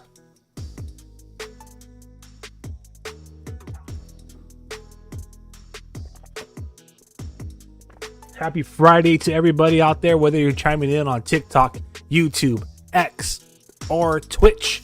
I'm Aaron James, host of this live watch-along party presented by Shark City Hockey, your go-to source for San Jose Sharks fandom. Game on. Let's see what the Sharks can do.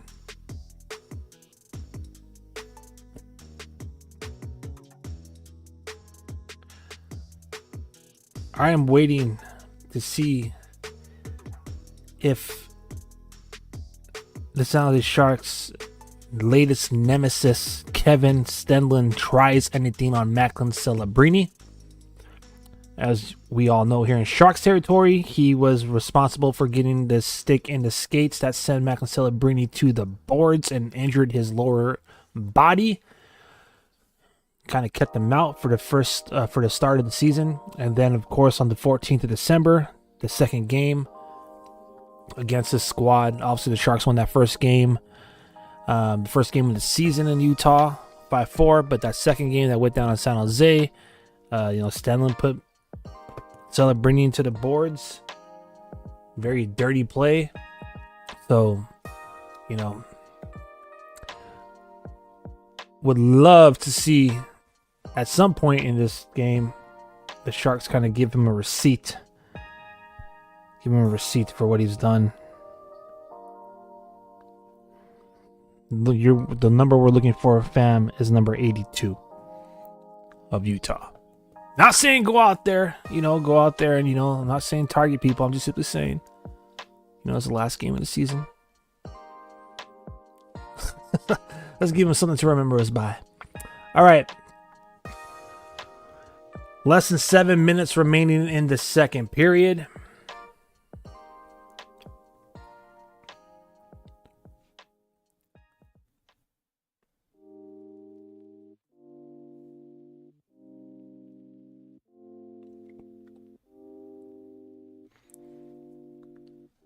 Ooh, that was a good pass. Unfortunately, was not able to connect. Celebrini, Smith, and Kunin are out there right now. Kunin with Liljegren and Ferraro. So the Sharks' third line is out there right now.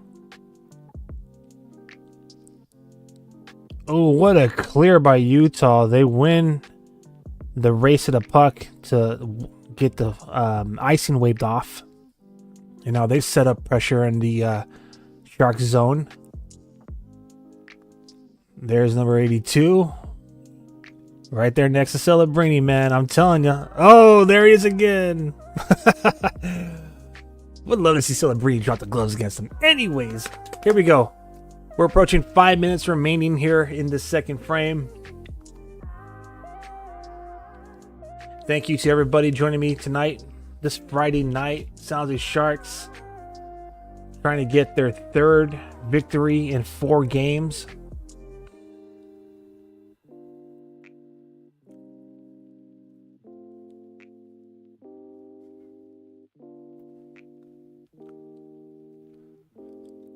Utah setting up in the Shark zone right now. Mukhamadullin wins the battle to the puck at the half wall, but possession's regained by Utah. Wenberg now wins the possession, takes the puck away, and Ruda's able to clear it. What happened? It looks like it went to the bench. Dang it. All right. You know what that means? TV timeout. Got to pay the bills here. The National Hockey League has to pay the bills. So I want to take a quick step aside. I want to turn on the music for y'all during this TV timeout. I'm going to get something really quick to munch on as we prepare for the second intermission. I'll be right back. Don't go anywhere, because I'm not.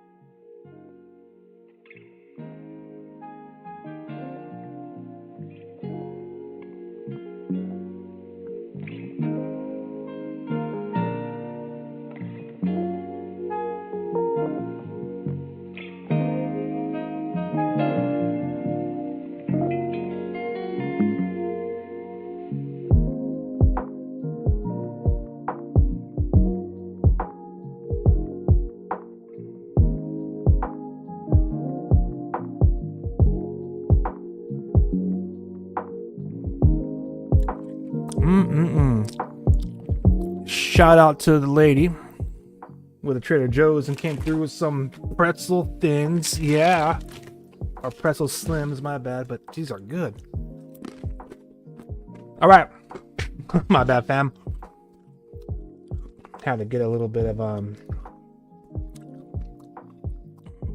salt.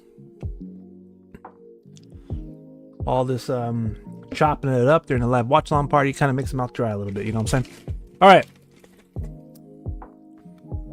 I think that Sharks fans, and I ain't trying to jinx, so don't say I jinx it, but I think as of right now, through what are we looking at? 37 minutes, 35 minutes of hockey. I think we could say that we are very pleased with Georgiev's game. All right. I know, especially, you know, I'm not going to shy away. We've been coming down on him here too at Shark City Hockey, all right? But again, I try my best to support anyone that puts on a Teal jersey.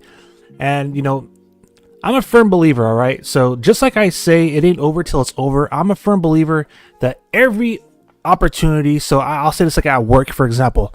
Like my philosophy when it comes to work, you know, when you're at the workplace is, you know, you leave whatever you got going on at home outside those doors when you walk through the doors. And same deal. When you leave those doors, you don't bring anything back home. You leave whatever's going on at work over there. And then when you show up to work the next day, it's a new opportunity to, you know, define yourself, to rise to the occasion, etc., etc. That's the same philosophy I want to apply to Alexander Georgiev. I know it's not been sexy, for a lack of better terms. That's what Joe Thornton would say, by the way.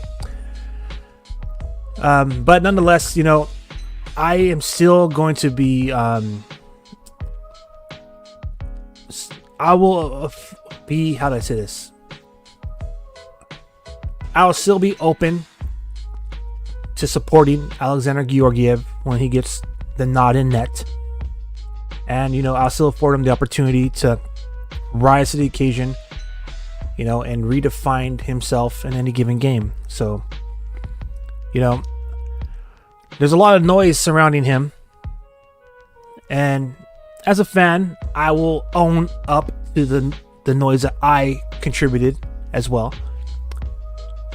You know, for his lackluster play, to put it simply. But I'll just say, to wrap up this whole segment really quick, is that I think Sharks fans can agree that these last couple periods, very pleased with his play. He's made some great saves, and he's been bailed out by the post a couple of times, and by the fact that you know, the Utah Hockey Club couldn't find the back of a wide open net a few times, unfortunately. You know, did a Yaroslav Askarov impression late in that first period. But and by what I mean by that is he played the puck. Didn't do a tremendous job of playing the puck, but he did so.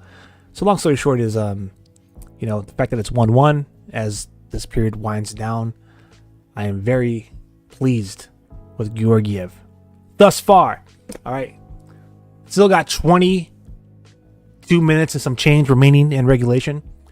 So let's see if the guys in front of him could, you know, do him a solid and get some more goals.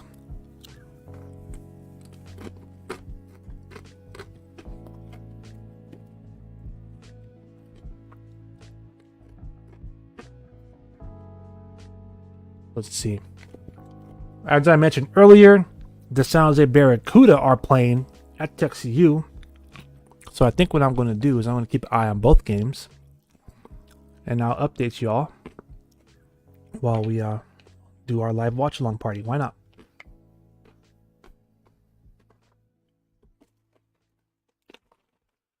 All right. Here we go, baby. About 90 seconds remaining in the second period. Again, we're going to do our intermission report here shortly. So don't go anywhere.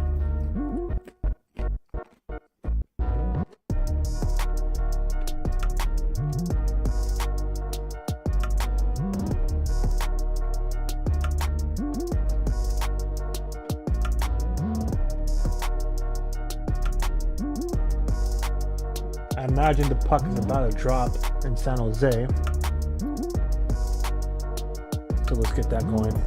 San Jose Barracuda are playing the Bakersfield Condors today. They're about a minute and 37 seconds into their first period there. So we'll keep an eye on that. Do you think the Sharks can get 25 wins this season? What a question. Let's see.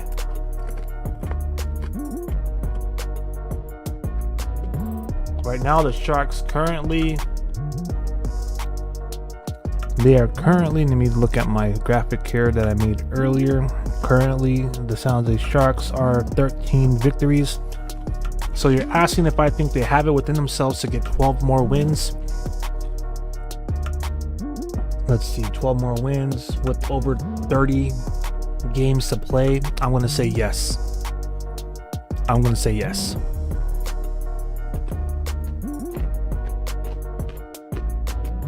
All right. So, as this period concludes, the first period has started at the Tech CU.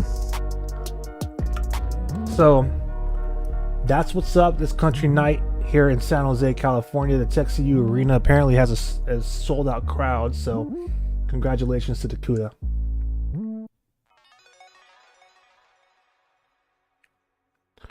That was a game that I was going to go to, but I elected to do the watch party instead because I miss y'all. We haven't done a watch party in 2025 yet. Had to make it happen.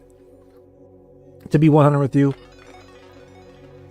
with the rare occasion like last weekend when New Jersey was in San Jose and they did the giveaway for the beach cooler, and then later on it was CUDA Mania when the Barracuda took on the Colorado Eagles.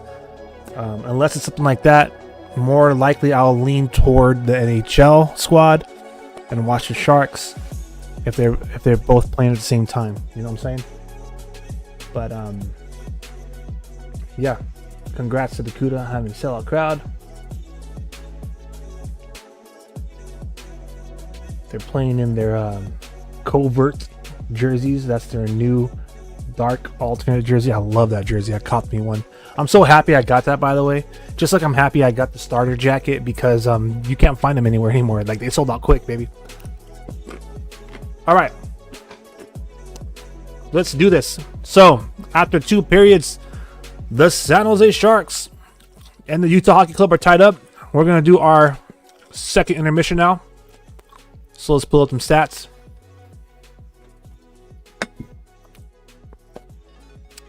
All right, so after 2 periods, the San Jose Sharks had registered 12 shots on goal. Okay, so here's what's getting kind of scary. This has kind of been a trend with San Jose, especially in the games that they do not win. This shot total starts to become less and less as the game progresses. So in the first period, the San Jose Sharks had 8 shots on goal. This second period, they put 4 shots on goal for a total of 12.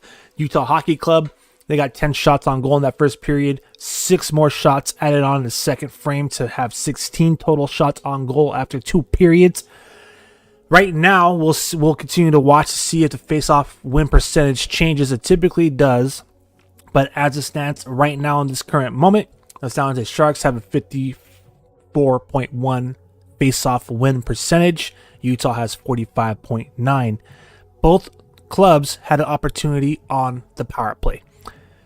Both clubs did not score on the power play. Timothy Liljegren got called in the first period for cross-checking against Matthias Maselli, and in the second period at 7 minutes and 21 seconds, Barrett Hayton got called for tripping against Fabian Zetterlund.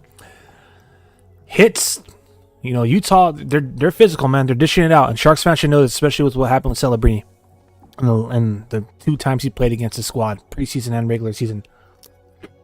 17 hits for the Utah Hockey Club. Only 6 for San Jose. They got to do something about that. Like, real talk. Giveaways. San Jose Sharks has 7. Utah has 9. The Sharks have 16 blocked shots. So they're doing their due diligence. Now, I don't know if it's because they're blocking it or it's because Utah is just shooting the traffic. Whereas Utah has 3 blocked shots. 2 takeaways for Sharks, 3 for Utah. All right, so as we mentioned previously, 54.1% of the faceoffs have been won by San Jose. And as we usually do here in our intermission report, we do the face-off summary. But first, let's celebrate all of you out there. 100 live viewers right now at this moment. Truth is, it's probably 100 plus. I don't get the view total from the TikToks, but nonetheless, thank you to everybody right now chiming in on Twitch, X, YouTube, and TikTok. We have over 100 live viewers. Thank you to those on TikTok, the 119 who've been chiming in, and thank you for the 1,953 likes. But 100 live viewers right now, currently on this watch along party. Because of all you out there, Shark City Hockey remains the undisputed #1 trending live stream in all of Sharks territory. Thank you all for making this fan created and fan run stream the #1 trending stream in Sharks territory. All right, continuing on with the face-off summary. So collectively, as a team, as a whole unit, the San Jose Sharks are 20 for 37. 20 face-off wins, 37 opportunities. All right, so that's 54%. All right, I know it says 54.1, but we're going to round down. All right, 54% of the total face-offs have been won by the San Jose Sharks. 12 of 19 even strength in the first period, 2 for 4 shorthanded in that second period. In the first period, pardon me. In the second period, the Sharks have won 5 of 12 faceoffs while even strength, and 1 for 2 on the power play. All right, so that's 6 for 14. All right, so let's break it down again collectively as a whole, as a team, period for period. In the first period, the Sharks went 14 for 23 for 61%, 6 for 14 for 43%. In the second period, that's a grand total through 2 periods, 20 for 37, 54% of the faceoffs going San Jose's way. Now let's break it down for the zones. Offensively speaking, all right, the Sharks are 4 for 10 in the offensive zone while even strength, 5 for 10 in the defensive zone, and 8 for 11 in the neutral zone. So even strength in the offensive zone, Sharks are 40%, defensive zone 50%, neutral zone 73%. Total is 17 for 31 on even strength, 55% of the faceoffs won during even strength. While shorthanded, the Sharks are 2 for 4 in the defensive zone, 50%. Pretty self-explanatory. While on the power play, the Sharks are 1 for 2 in the offensive zone, 50%. Again, self-explanatory. Let's give you those totals. 5 for 12 in the offensive zone, 42%. 7 for 14 in the defensive zone, 50%. 8 for 11 in the neutral zone, 73%. Again, a grand total of 20 faceoff wins for the San Jose Sharks out of 37. 54% of faceoffs going their way as a team collectively. Now we're going to break this down individually for the San Jose Sharks players that are contributing to that win percentage. Pardon me as I refresh the palette. Luke Cunnin is 1 for 3 tonight. All of his faceoffs were in the offensive zone, and they all happened even strength. 1 for 3, 33% for Luke Cunnin. Fabian Zetterlund has 1 faceoff tonight. He's 1 for 1 in the offensive zone while even strength. 100%. Alexander Wenberg has had quite, unfortunately, not a good time in the power in the faceoff dot, man. So he's had some opportunities, even strength and shorthanded. Let's first talk about even strength. While in the defensive zone, he's 0 for 2. While in the neutral zone, he's 1 for 2. Shorthanded in the defensive zone, 0 for 2. All right, so he's 1 for 6 on the night, 17%. Alexander Wenberg, which is surprising because he's usually an anchor in the faceoff dot. Barclay Goodrow had a faceoff opportunity while the Sharks were short-handed. He's 1 for 1. That happened in the defensive zone, so 100% for Barclay Goodrow. That was in the first period, by the way. Colin Graff has had 2 faceoffs, 1 in the offensive zone, 1 in the neutral zone. He's won both of them. 100% of the faceoffs wins by Colin Graff, all even strength. Ty Dellandrea is 2 for 3, 67%. He's 2 for 2 in the neutral zone, 0 for 1 in the offensive zone. All those faceoffs happened, while even strength. Mikhail Granlund, 7 for 13, 54% of the wins for Mikhail Granlund, baby. 7 for 13 in the faceoff dot. This one, we're going to have to break it down. Even strength, shorthanded, and on the power play, all right? So spare me your ears here. While even strength, McCall Granlund is 1 for 3 in the offensive zone, 4 for 6 in the defensive zone, 1 for 2 in the neutral zone. That's 6 for 11, while even strength, 55%.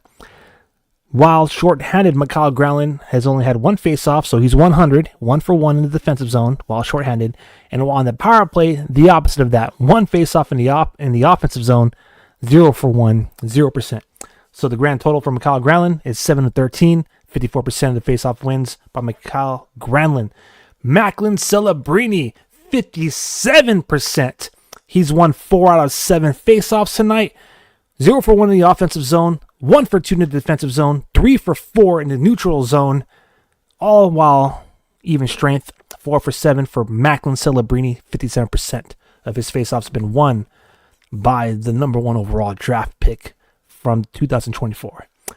And last but not least, William Eklund is 1 for 1 in the offensive zone. He got that faceoff win while the Sharks were on the power play.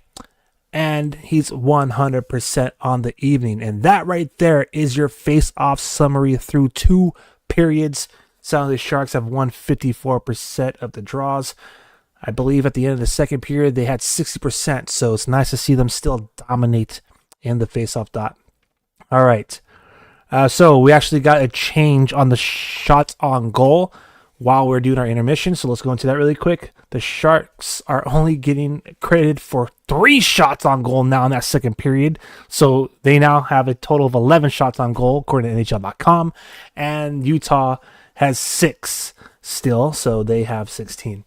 And that right there is your game stats / box score / face-off summary / intermission report for this game. Now we're going to go into the only goal that was scored in the second period. That was by Utah. It happened at 5 minutes and 57 seconds into the second period, in which Nick Schmaltz, what a name, Nick Schmaltz scores his 7th goal of the season, assisted by Clayton Keller, his 27th assist of the season. Nick DeSimone, his first game as a Utah Hockey Club member, got claimed off of waivers, gets a secondary assist for his first point as a Utah Hockey Club member. That tied the score up 1 apiece at 5 minutes and 57 seconds into the second period. And the way that went down was pretty much zone entry. Right off the bat, it was shot on goal. Rebound goes wide toward the half wall.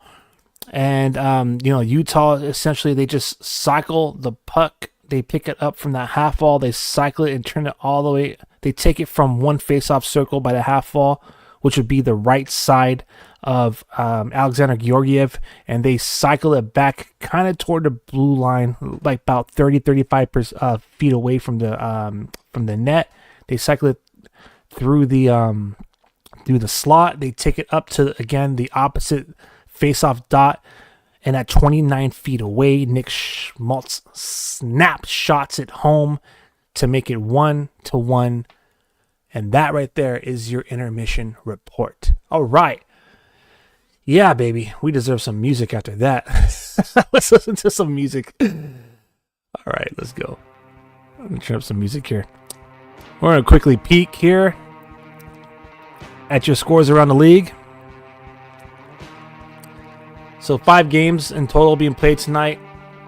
3 of them are already concluded before the end of the first period for the Sharks. But we'll go over the scores one more time. The Montreal Canadiens won in overtime in Washington. They beat the Capitals by a score of 3-2. The Carolina Hurricanes shut out the Vancouver Canucks at home. They win by a final score of 2-0. And the Detroit Red Wings win at home. They defeat the Chicago Blackhawks 5-3. The LA Kings, congratulations. They have just finished their game. They have just won in overtime 2-1 over the Winnipeg Jets. This game obviously went down in Winnipeg. Again, our thoughts and our prayers are out to the people of Southern California. I know a lot of words could only amount to so much, but I want everyone out there to know, especially those of you who are part of the Shark City Hockey audience, a live watch-along party audience in the LA area, that you're in our thoughts and prayers. And so happy to see. You'll rarely hear me say this, because they are one of our rivals, but nonetheless, For the hockey community, I am so glad to see the LA Kings get a victory in overtime against the Winnipeg Jets tonight.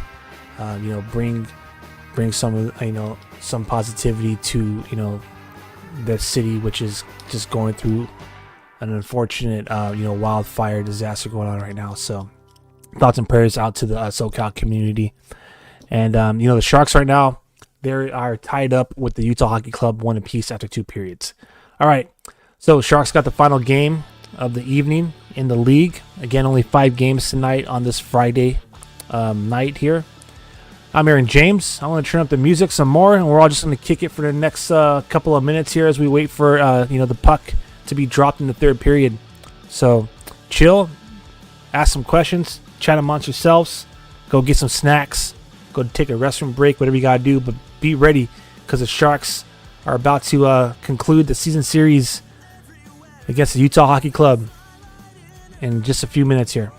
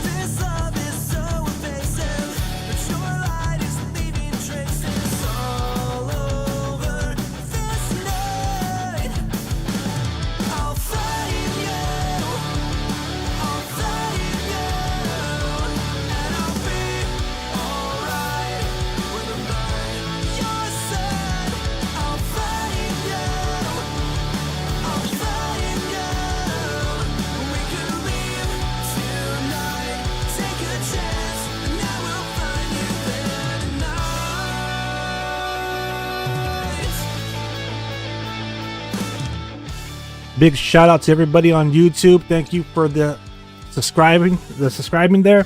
We are now at 730 subscribers. Thank you all for your primary assist in helping Shark City Hockey reach its goal. Sharks are tied 1 apiece right now, 1-1. Speaking of 1-1 ties, same thing goes for the Reef, the San Jose Barracuda. They are midway through their first period. The clock is running. Looks like about 8 minutes, or give or take 20 seconds remaining in that period. But it's a 1-1 tie against the Bakersfield Condors.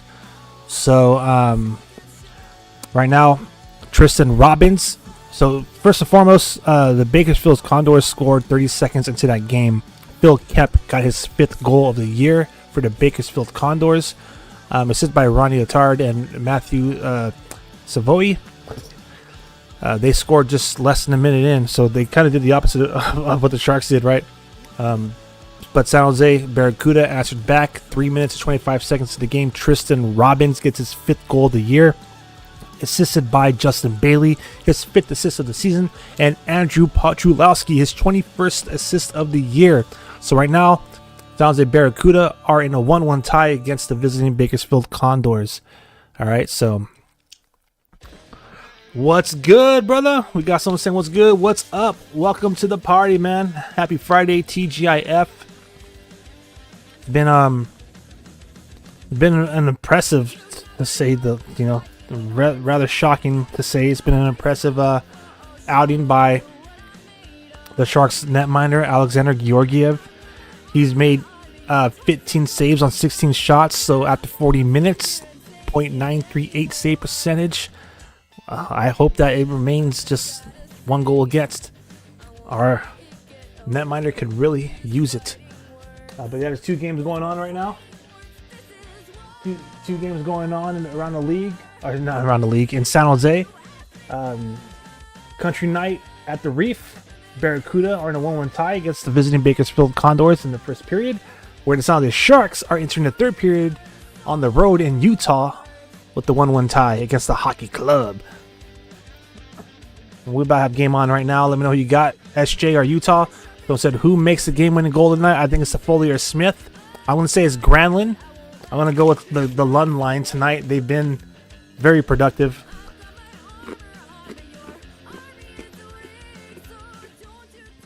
All right, game on, baby. Let's do this.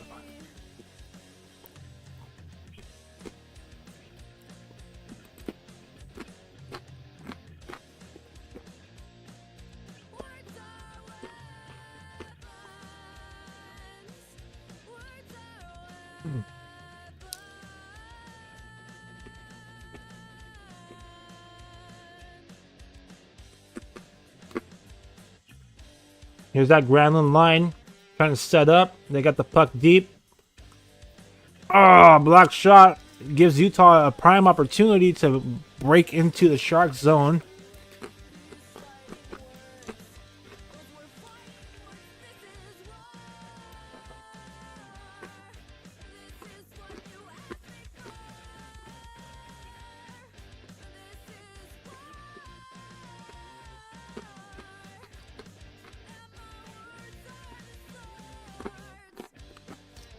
All right. We broke the threshold. Thank you to everybody who's chiming in right now. We're at 102.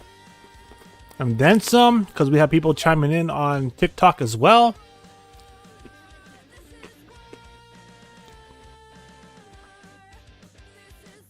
I think it goes without saying, wherever you're chiming in on this, if you're watching this on TikTok, if you're watching this on X, if you're watching this on YouTube, double tap that screen, tap that heart. Make it rain hearts. Please like, subscribe, consider sharing, reposting, all that jazz. And thank you to everybody once again for making Shark City Hockey's live streams the #1 trending live streams in all of Sharks territory.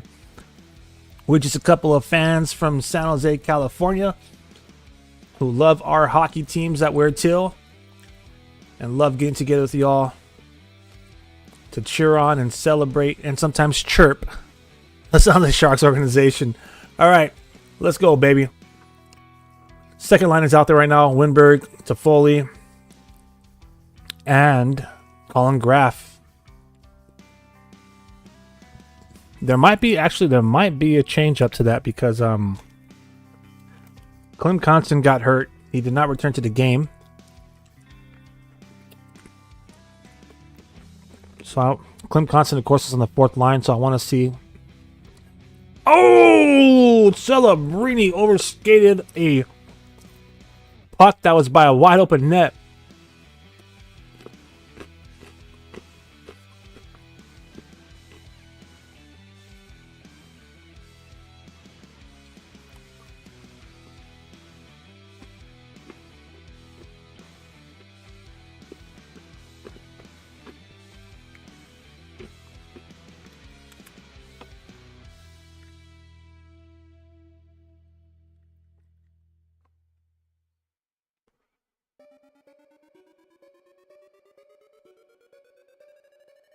All right, come on, baby. Let's go. The Lund line is back out there. Eklund, Granlund, Zetterlund. I know they keep saying Fabian Zetterlund, but it's Fabian Zetterlund. All right, that's how he says it. I'm gonna stick to it. All right. So it's not really the Lund line, but we'll see what happens. Oh no! Breakaway opportunity for Utah. Georgiev made a great blocker save, but you all know that we have a head start here on this stream, and they score. Georgiev is pointing, making a case for goaltender interference. We'll see. We'll see what happens. But Clayton Keller scores the goal, makes it 2-1 right now as it stands, but we'll see. We will see.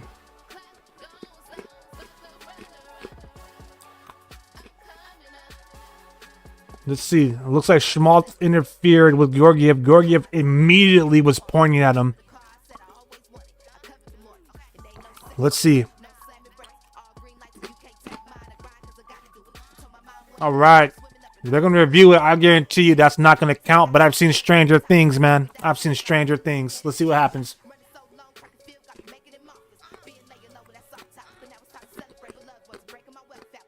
What do we got?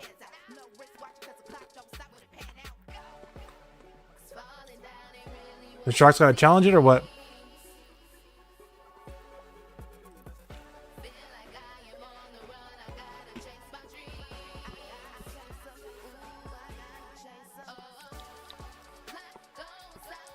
All right, so the referees decided that there was no interference, so that prompts head coach Ryan Rosofsky to challenge for goaltender interference. Now I'm scrolling to see because Rosofsky did challenge lately. I want to see. I believe he's 5 for 7 on the year. Let me just confirm that.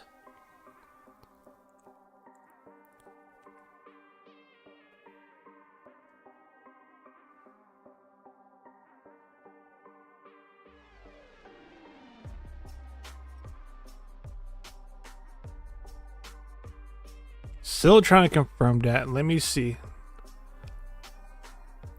Going to the Sharks public relations account right now.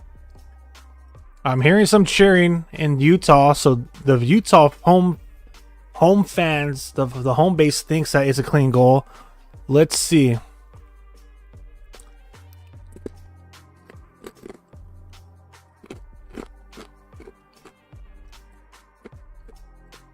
All right, so Ryan Rosofsky is 4 for 5 on the year. Most recently challenging on December 5th. He challenged for offsides, and he was 4 for 5. He didn't win that challenge. This is for goaltender interference. We'll see if Rosofsky could be 5 for 6 this season.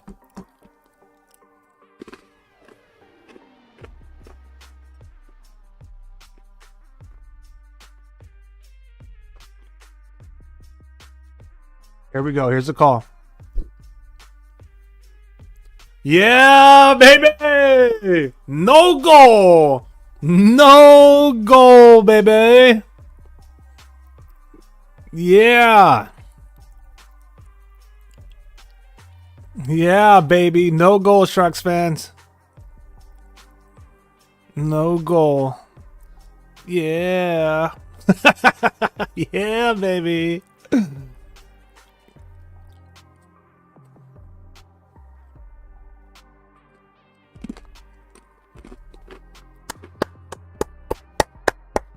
Ryan Rosofsky is now 5 for 6, baby. 5 for 6. On coaches' challenges this season.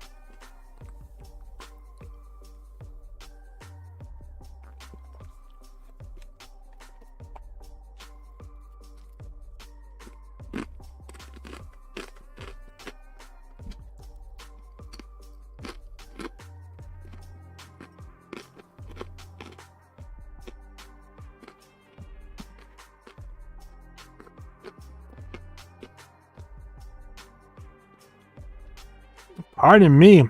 I did have it right the first time. He's 6 for 8. 6 for 8 this season. 6 for 8.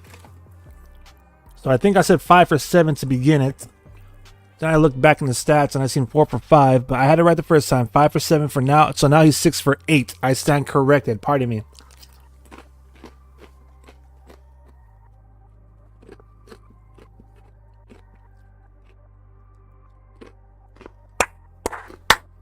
Let's go.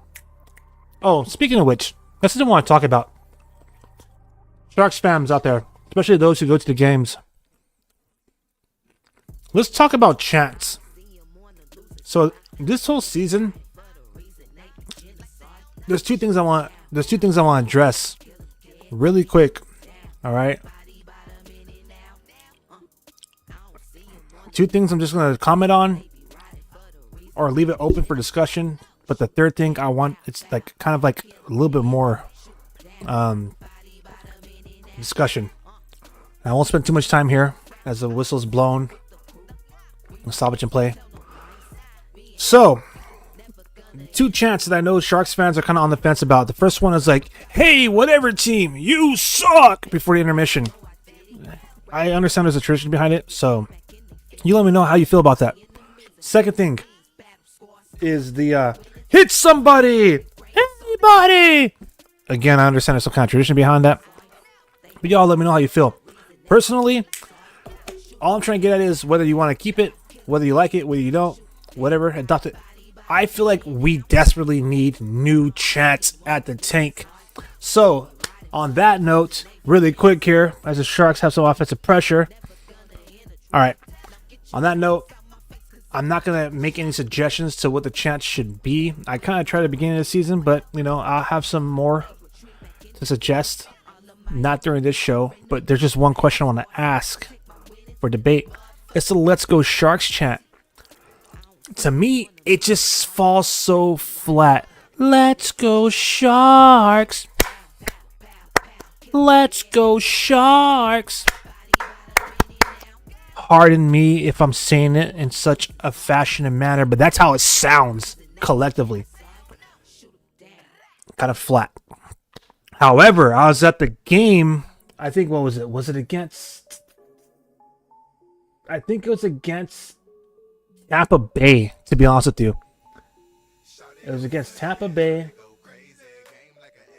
Maybe it was against New Jersey. Either way, last week, one of the games I was at, someone's all, "Let's go Sharks! Let's go Sharks! Let's go Sharks! Let's go Sharks!" It just got faster and faster and faster, but everyone did it, and it sounded kind of intimidating. It was a little bit more aggressive, a little bit more like what's the word I'm looking for? It just, I don't know if it's just the fact that I felt fresh. Oh, my bad. Celebrini had opportunity. But anyways, back to the point. I don't know if it was because it was fresh or it sounded more aggressive, or it's just like, like everybody doing that clap in unison, kind of like it just, what's the word I'm looking for? Reverberated? I'm not too sure. I'm getting lost for words. But bottom line is, like, the atmosphere of the entire tank changed for that brief moment. And it was like the freaking fans were like, it felt like for the first time in a long time, a fan chant actually had impact on the game. All right. And I think it was the New Jersey game, if I'm not mistaken. Either way, the Sharks won both of them. So back to the point, New Jersey or Tampa Bay, whichever one it was at. They're kind of blurring at the moment. Back to the point is, how do y'all feel about the "Let's Go Sharks" chant? Is it getting slow and dry? And would you all prefer a little bit more upbeat, quicker tempo? "Let's go Sharks." Because honestly, it was the section. It started in the section behind the Sharks net, and it grew throughout the whole arena. And dude, it sounded awesome. Anyways, so just something I wanted to kind of throw out there as this game kind of goes back and forth right now, as we're 7 minutes into it. And while, everyone here tonight on a Friday night is doing a watch along together in Sharks territory, and, we'll all be at the game tomorrow night as the Sharks host the Wild. I thought it'd be a prime opportunity to ask everyone out there how y'all feel. Let me know in the comment section whether you want to do it now or after the stream is ended. Let me know how you feel, because I think the Sharks desperately need some new chants. Some new chants that, not just for the sake of having new chants, but chants from the fans that actually feel like powerful on the ice or in the arena. And "Let's go Sharks" sounds so passive. Sounds so just kind of like meh. Whereas, like, something like "Let's go Sharks, let's go Sharks, let's go Sharks." Like, when everyone's doing that, I'm telling you, man. Anyways, has momentum. That's what I'm trying to get at. All right, 104. What's up? Yo, like and support Homeboy's Passion. Thank you, man. Someone said, so on YouTube, who do you think going to win? Obviously, I'm thinking it's the Sharks. Come on now. Come on. Thank you, everybody. We're at 104. Teal is real. Yep. Only that real Teal, as I say. Here we go. All right, game on. TV timeout is over.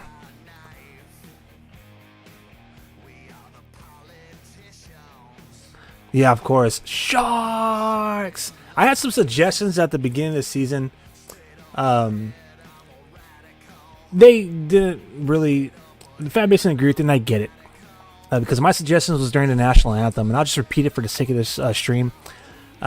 Like, for example, I would have loved to hear it the last home game when the Knights were at the tank. Because, you know, their fan base, they show up, they show out, and when they're singing the national anthem, they go, Knights! You already know that, right? Our fan base kind of doesn't want to cheer during the national anthem, and I get it. My suggestion is to yell wave, so we always have the last chant, the last word in the national anthem. But I understand to be respectful and not chant during the national anthem. I get that sentiment. Despite the fact that they say, yo, whatever team, you suck right before it, which kind of doesn't feel classy if that's your thing. You know, ask Jim Halper and Dwight Schrute, Office reference. It's not classy. Anyways, but I personally could care less. As far as the national anthem goes, and not chanting during the national anthem, I understand that sentiment, and I appreciate it because I am a veteran of the armed forces I served, so you know I get it. But on that note, being a veteran, I'll let you know that it would be pretty chill to say wave, but that's just my opinion. No one cared. It's all good. One that I didn't share that I would like to see fans is they sing during the Metallica intro song when they scale the shark head. The song is "Seek and Destroy" by Metallica. Me personally, I like to say "Deke and Destroy," D-E-K-E, Deke and Destroy, because that's a hockey term. So I think it'd be pretty cool if the fan base could get together during the opening song when they're skating out the shark head and, you know, search in "Deke and Destroy." But we'll see, you know. Sometimes it takes a collaborative effort to change the culture, you know, especially when you have like 17,000 plus people in the building, right?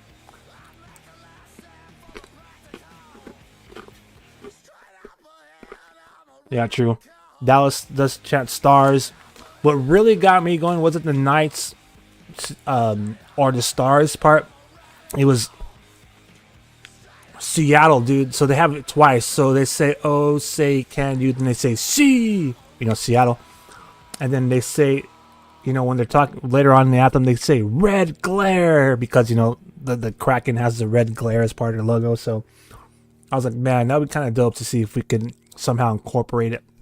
I think a wave would be the only thing appropriate, you know, without having to change words. You know, you don't want to be like Chiefs fans and say, and the home of the Chiefs or whatever, right? You don't want to say home of the Sharks. Anyways. We are almost halfway through this third period. We're at a 1-1 tie. How much are season tickets there?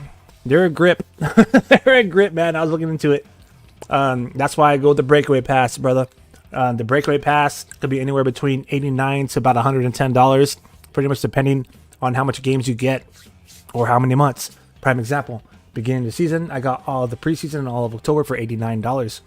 The following month, some more games, it went up to like 90 something. And then for this month and all of February, it's 110, but that's 2 months worth of games, right? So bottom line, you do the math, it comes out between $9, $10, or $11 per game. And there's times where you're either sitting on the upper bowl, and there's been plenty of times this season where we're at lower bowl. So it pays off, you know, when you're sitting anywhere in the lower bowl and you've only paid, we'll say $11 for that ticket, that's a win. So I do breakaway pass all day.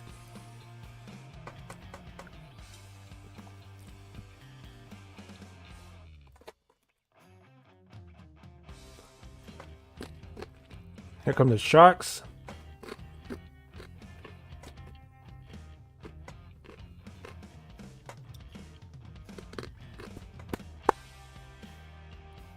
Boom. I'm taking away my pretzels. That's it. All right, I've been cut off from my pretzel thins.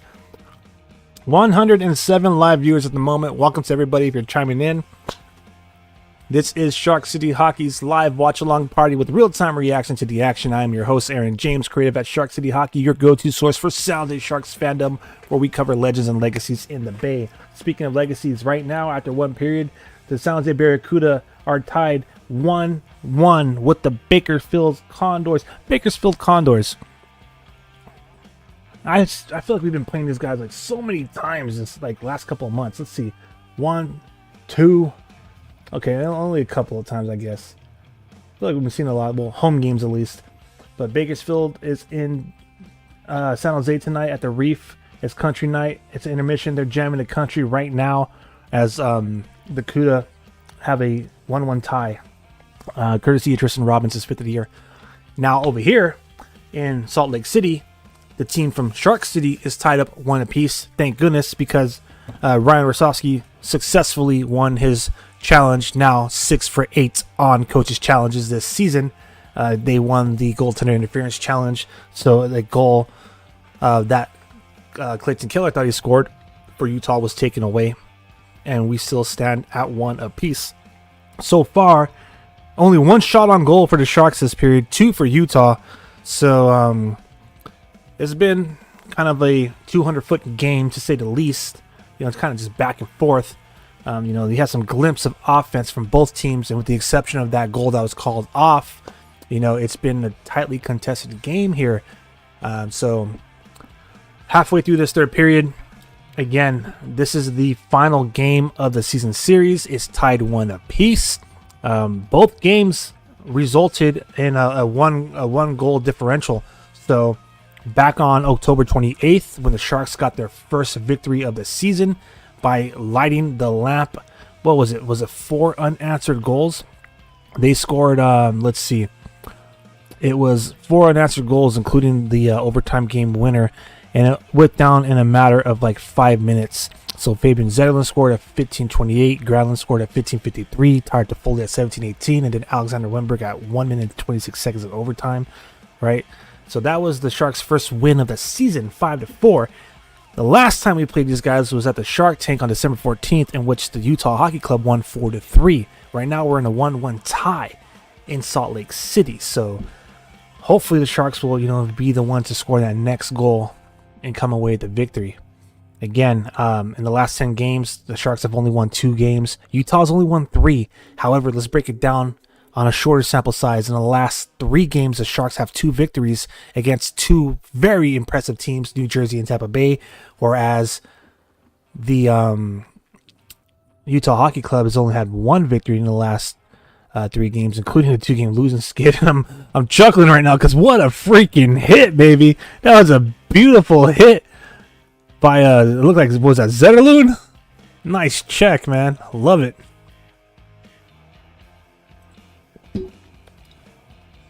All right. Montreal on a crazy. Yeah, as far as it says, it's popular trip for Canadians to go to LA, Anaheim, and San Jose while traveling Cali. Man, as far as devastating. Yeah, they are. We mentioned that earlier. I lucked out. You know what I mean? And I don't mean to sound insensitive or sound like self-centered when I say this. I'm just saying, like, I was literally there Tuesday. Okay, like I got back into San Jose on Tuesday. I took a trip down there to go to Universal Studios. We're there from Sunday through Tuesday. We wake up, you know, I go to Sharks game Tuesday night. I'm waking up Wednesday morning and I'm hearing about the fires. It's like, wow. Like, so I feel for that community. I was literally spending the last couple of days on there, right where they're all happening, man. You know, just minutes away from all those neighborhoods. So thoughts and prayers are out. And how about the LA Kings, man? They won in overtime tonight in Winnipeg, 2-1. So you gotta hand you know, shout out to the Kings for, you know, being able to get that dub for the city that, you know, desperately could use any kind of win tonight, because you know, not that, you know, like the wins are gonna supplement for, you know, the loss, you know, the community, you know, what they're going through, but you know, hopefully the healing process could, you know, begin. They still trying to put it out, so it's far from over. Thoughts and prayers are out to you know, to everybody in SoCal. All right, here we go. We got Barclay Goodrow now on the rush. 3-on-2 opportunity for all. Back to Goodrow. Goodrow shoots. Oh, wide open net. Toffoli DeAndrea, couldn't bury it. But this fourth line continues to pressure. Looks like Grantland's out there at the fourth line. That's my pick for the Sharks' next goal.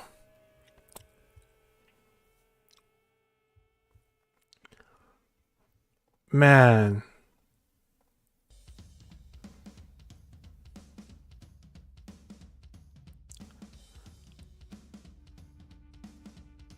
The Montreal Canadiens are on a run, just to answer the question. They're 8-2 in the last 10. 8-2 in the last 10, but you know, 3-game winning streak right now currently, but 8-2 in the last 10 is pretty solid. Ooh. All right. Action's picking up here. Good glove save by Georgiev. All right. Good, baby.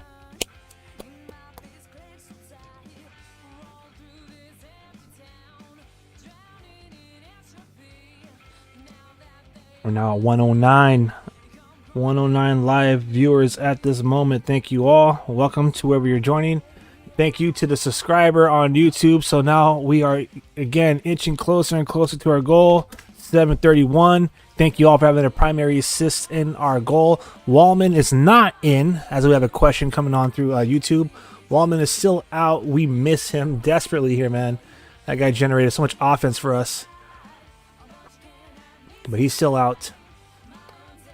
Klim Kostin got hurt during this game. Kovalenko is out day to day. Wallman was reported as early as, I think, yesterday as skating. So they're getting closer. Let me just double check my team notes here.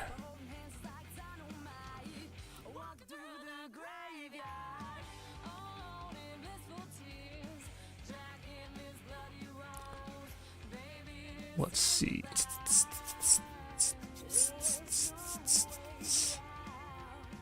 I believe he should be in as soon as tomorrow. I could be wrong.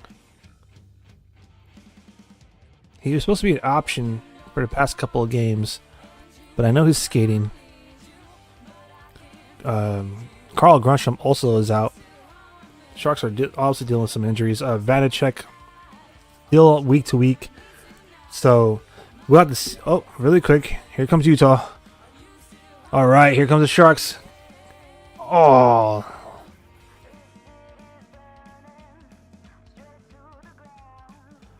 Okay, so Askarov is obviously up right now because Vanacek is out. Now Askarov should be going to the AHL All-Star game. However, his eligibility might be affected if he continues to stay with the Sharks. So that's something to keep an eye on. But yeah, Wallman's out.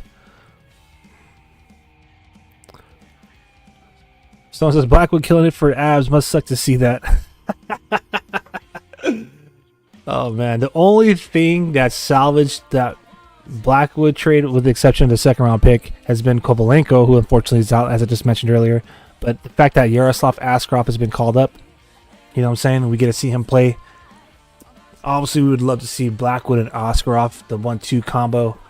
But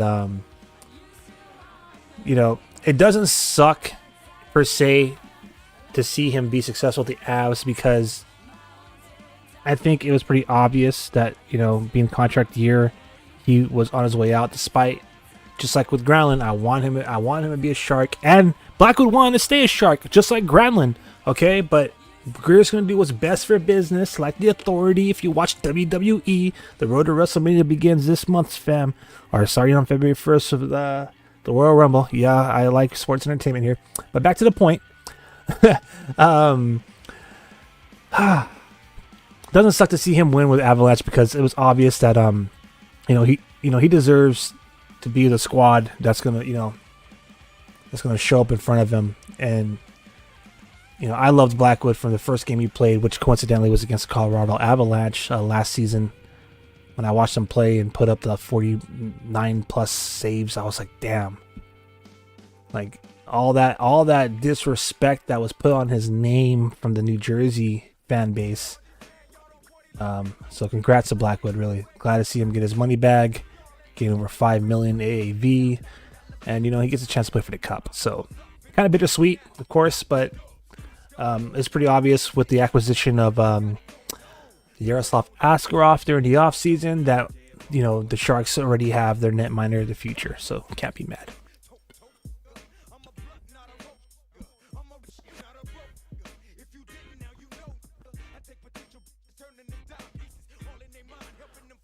All right, here we go. We're approaching about 3 minutes remaining in regulation here, man. Here comes Macklin, Eklund, and Zetterlund.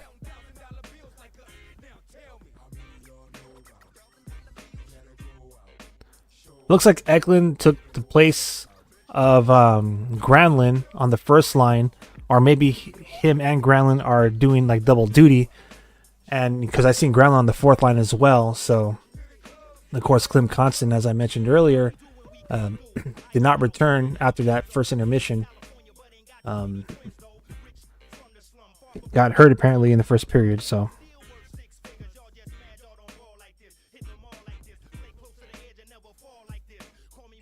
Yeah, Celebrini is amazing, man. And now they're finally putting some respect on his name. The NHL just posted, what was it, yesterday? The Calder Trophy tracker. And they have Dustin Wolf at 33 points, Matvei Michkov at 48, Lane Hudson at 58 points, and Macklin Celebrini at 72. If he continues his production, his performance, he's going to become the first San Jose Shark to bring home the Calder Memorial Trophy since Yevgeny Nabokov. The only Shark to do so, as a matter of fact. So he'll become the second Shark in franchise history to do that.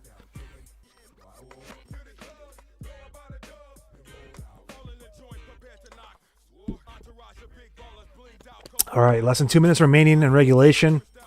Don't want to see this game go overtime. Let's go, Sharks. Come on. Wenberg with a nice shot. Melka with the glove save.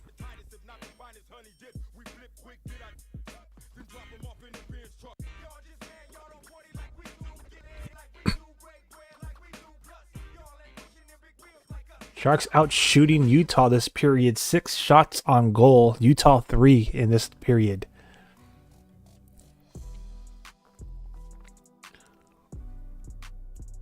Back and forth hockey right now. Oh! Georgiev with a huge save. They're calling him Forgiev. I think we're going to call him Gorgie's save on this play. Am I stretching it too much? That was a big save, man. Big save for the goalie. Type goalie in the chat or leave a brick emoji because Georgiev has been outstanding in this game, man. Out freaking standing. Just made his 19th save. That's the 20th shot on goal. He's been outstanding. Right now at .95, so 95 save percentage for Georgiev.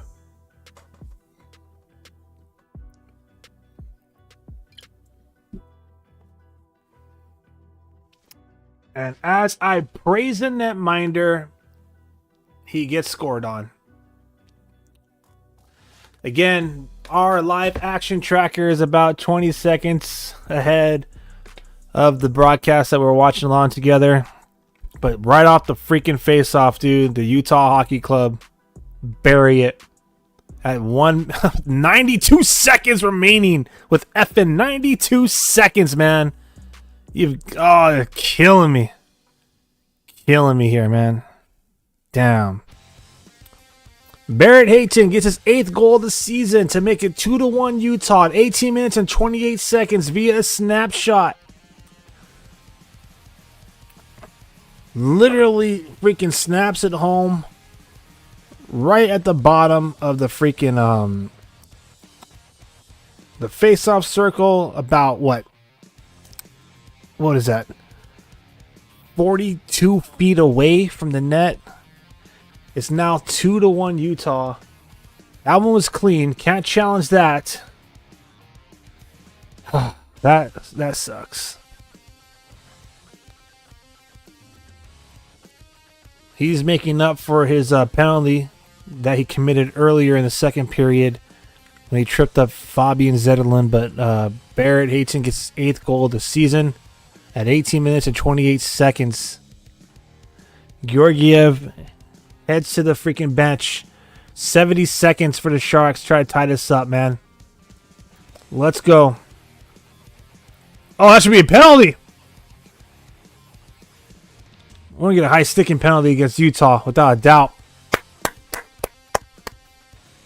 Was that Eklund? Ooh, nasty. Eklund is bleeding. Eklund is bleeding badly. He got, it looks like his nose, a nosebleed. He took a high stick. Blood on the ice. That's obviously going to be a 4-minute major.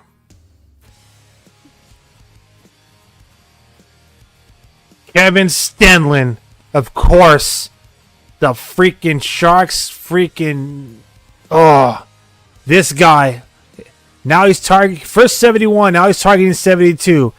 Boo this man forever. The newest, latest Sharks nemesis this season. Kevin Stenlin now high sticking.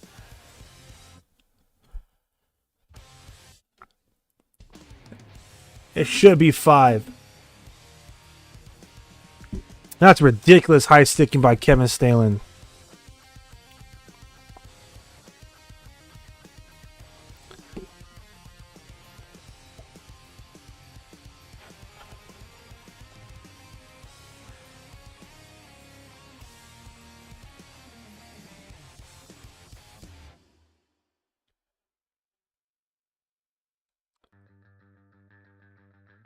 All right. All right, it's a double minor, so 4 minutes of stays. It's not going to be a major, a 5-minute major. Eklund, being the tough son of a gun he is, stays on the ice. The Sharks are going to have a 4-minute power play with 55 seconds remaining, which means if we could tie this game up, we will remain on the power play. And maybe we could get, maybe we get the game winner in regulation. But first things first, we got to tie it up. So the goaltender, Alexander Georgiev, is pulled. It will be 6-on-4. 55 seconds remaining in the period. Meanwhile, really quick at the Reef, the Barracuda have taken the lead. They are leading right now, 2-1. So courtesy of I don't even know if I should go over that game right now. It is what it is. Andrew Pachulowski gets his 14th goal of the year. Justin Bailey gets another assist. So Pachulowski and Bailey got a multi-point night in the Reef. And Thomas Bordeleau gets his 8th assist with a secondary assist. So the Barracuda have a 2-1 lead over the Bakersfield Condors right now in San Jose at the Reef. Again, Andrew Pachulowski gets his 14th goal of the season, 2 minutes and 17 seconds into the second period. But right now, with 55 seconds remaining in the third period in regulation, the San Jose Sharks are trailing the Utah Hockey Club 2-1. 4-minute power play and an empty net for San Jose. Kevin Stenlin gets high sticking, double minor for making William Eklund's nose bleed. And now, a most important draw for Alexander Wenberg deep in Utah's zone. He wins it. Granlund at the point. He's passing to Smith. Smith to Foley, who's by the goal line. Back to Smith. They're playing tic-tac-toe with the passing right now. They need to generate shots. What happened? Offsides.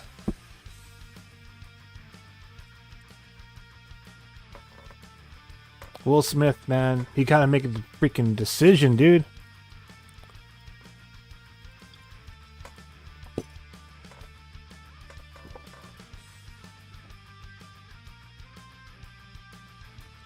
Again, we're about 20 seconds ahead of the live broadcast, so I'm keeping an eye on our live action tracker and the broadcast.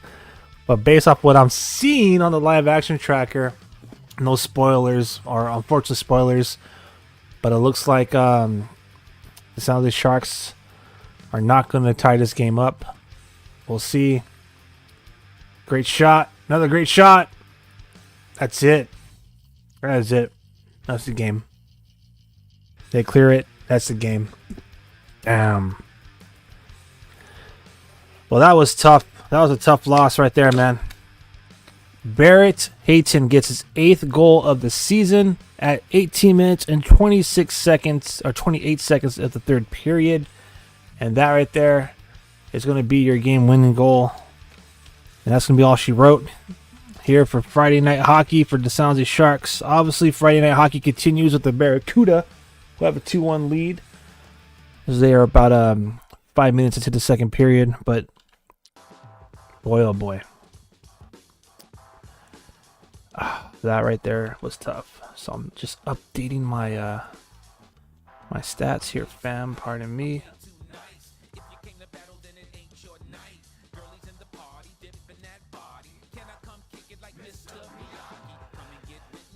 That's all she wrote. That's all she wrote. So the Sharks have lost 2 games in a row.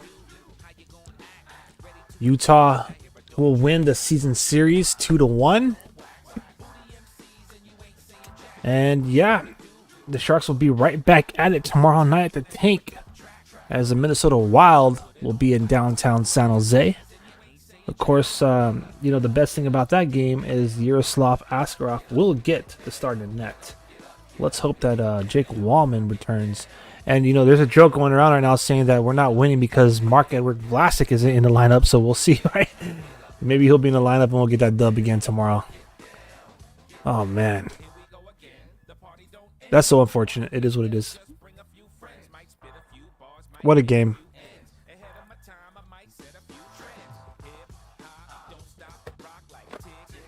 All right, fam. So I'm just quickly updating the stats, the goal, and the penalty that occurred at the end of this game here for our live ticker.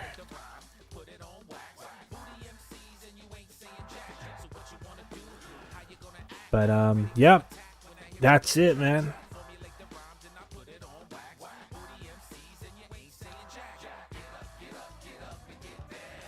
That's all she wrote.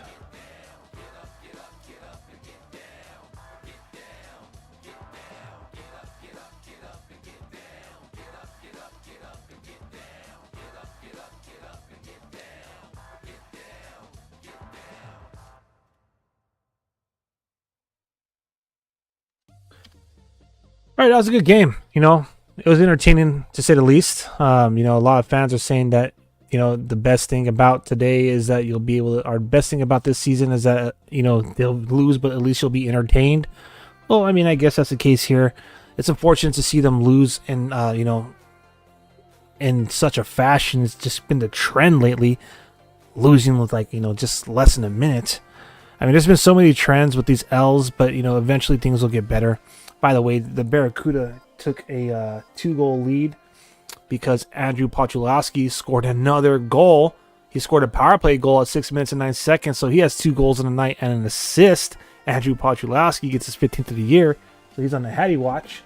So I know I'll be tuning into that Barracuda game following this stream, that's for sure. Quick shout out to everybody who's currently watching live, all 110 plus. So 110 plus right now that I can see. Had over 120 additional on the TikTok. So what is that? Do the math really quick. 230. 1,953 likes on our TikTok stream. You guys are jawsome. I thank you so much for joining me here tonight for some Friday Night Hockey. Obviously, it didn't go the way that we wanted it to here in Sharks territory, but it's all good. It's all good. The Sharks will concede, I guess, the series. So Utah wins the season series 2-1. Probably some justice for the Utah Hockey Club fans. Obviously, the San Jose Sharks went into Salt Lake City and embarrassed them to get their first dub of the season earlier back in October, which followed a 9-game losing skid, right, to start off the season. So it is what it is. Let's just quickly talk about the stats throughout the game here. Why not? We might as well just conclude with a post-game show. Why not? So, your statistics, man. 20 shots on goal for the San Jose Sharks, and the way that went down was 8 shots on goal in the first, 3 in the second, and 9 in the third for a grand total of 20. I said this toward the end of the second period, and I'm going to say it right now at the end of this game. I'm happy with Alexander Georgiev. He made 23 saves on 25 shots for a .92 save percentage, despite the Sharks not getting the dub. That's probably been one of his best games he's played in Teal. So you got to hand it to him. Stick tap to Alexander Georgiev. you gotta enjoy the little things, right? The little victories. So he's looking good. 25 shots on goal for the Utah Hockey Club. 10 in the first, 6 in the second, 9 in the third. Looks like the Sharks started to lose the face-off battles in that third period. The game ends with 53.6% going Utah's way. They win the face-off battle despite the Sharks having won 60% in the first and 53 or 54% in the second. So let's look at that face-off summary and what happened in that third period, man. We're not even going to break it down individually for this one. We're just going to talk about the team collectively. So even strength in that third period, the Sharks went 5 for 17, 29%. While they're on the power play, 1 for 2, 50%. Obviously, that power play happened in the last 50-something seconds of that game. So 6 for 19, 32% total in that third period. We'll break it down by zone now. Well, actually, we'll just leave in the period. Forget the zone. So, yeah, 5 points, 5 out of 17 even strength, 1 for 2. So 6 for 19, 32%. So, obviously, the Sharks chose the wrong period to start losing the face-off battle. 2 minutes, only 1 penalty committed by the Sharks. That was in the first period by Timothy Liljegren for cross-checking.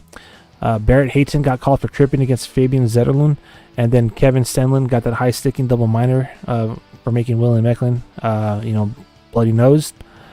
But Barrett Hayton got his 8th goal of the season to pretty much win it. So the first goal of the game, let's look at your goal scorers here. The first goal of the game happened courtesy of Fabian Zetterlund. He scored at 58 seconds into the game, made it 1-0. San Jose Sharks, assisted by Mikhail Granlund, 25th assist of the year, and Cody Ceci, 9th assist of the season, got the secondary assist. Pretty much the way that went down was a face-off win in the Utah Hockey Club zone by Granlund. It goes to Ceci. He fed it back to Granlund across the slot into the opposite face-off circle, who then shot it on goal, and Zetterlund was there to clean up the rebound. That happened first, so I guess maybe second shot essentially on goal. But yeah, so just a minute in, the Sharks took a 1-0 lead. That was in the first period. The second goal was scored by Nick Schmaltz, his 7th of the season, assisted by Clayton Keller and Nick DeSimone, who got his first point as a member of the Utah Hockey Club, just cleaned off of waivers. Pretty much great zone entry and a shot on goal.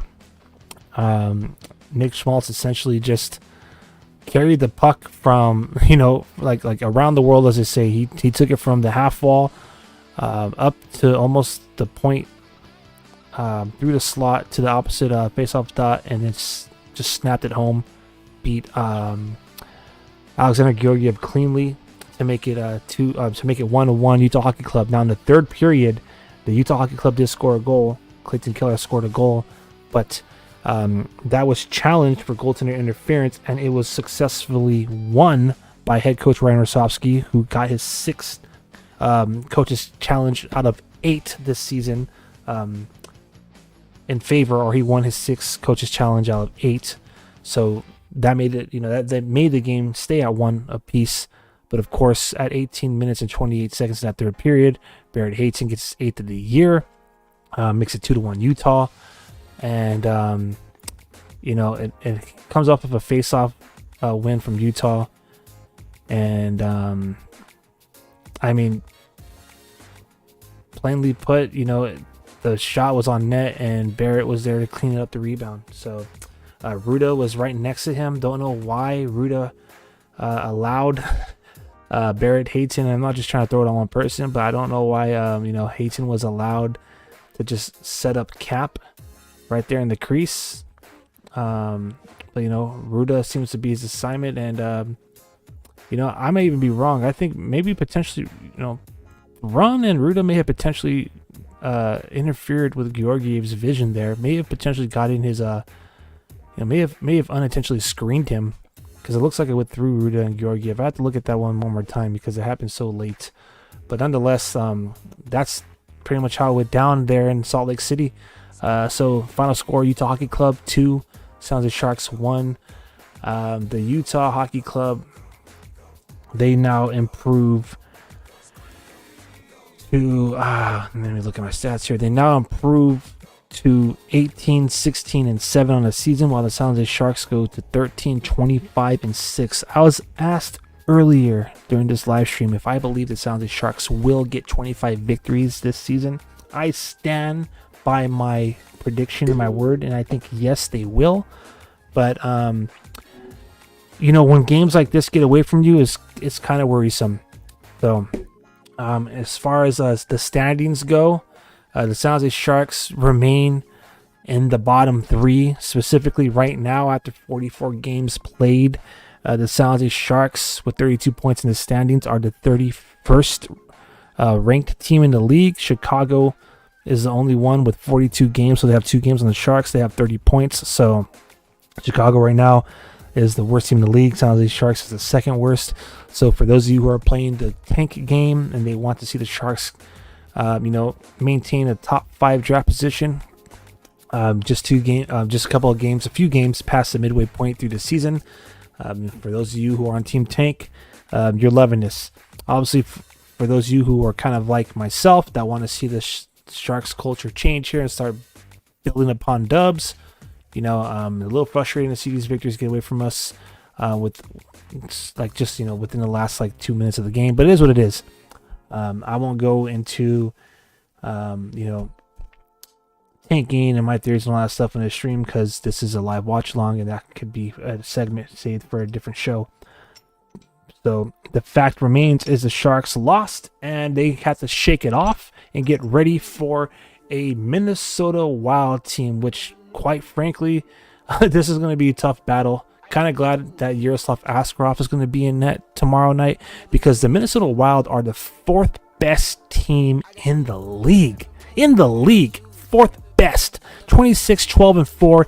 56 points in the standings. Right now it's a 3-way tie in terms of points in the standings. Vegas Golden Knights, believe it or not, are the best team in the league at 59 points.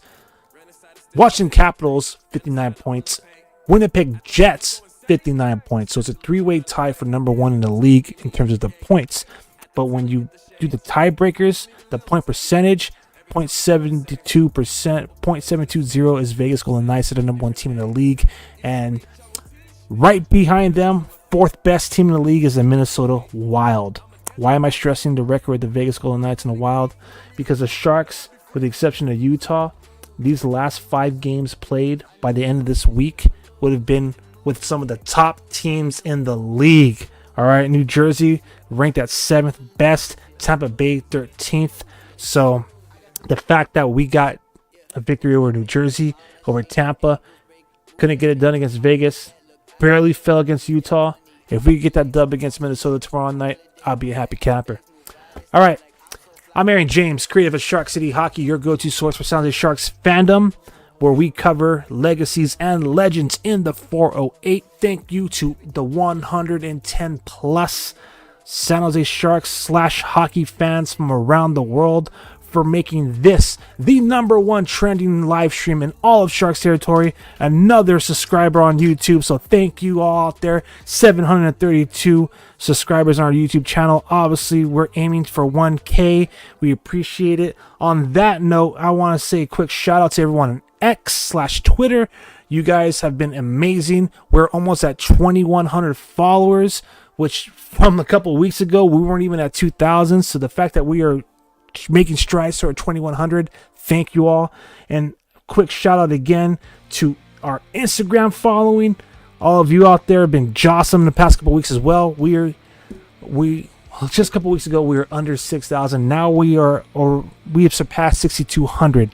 So all I have to say is appreciate all the love and support. Thank you for making Shark City Hockey your go-to source for San Jose Sharks fandom. I'm Aaron James, creative of Shark City Hockey, signing off for this Friday night.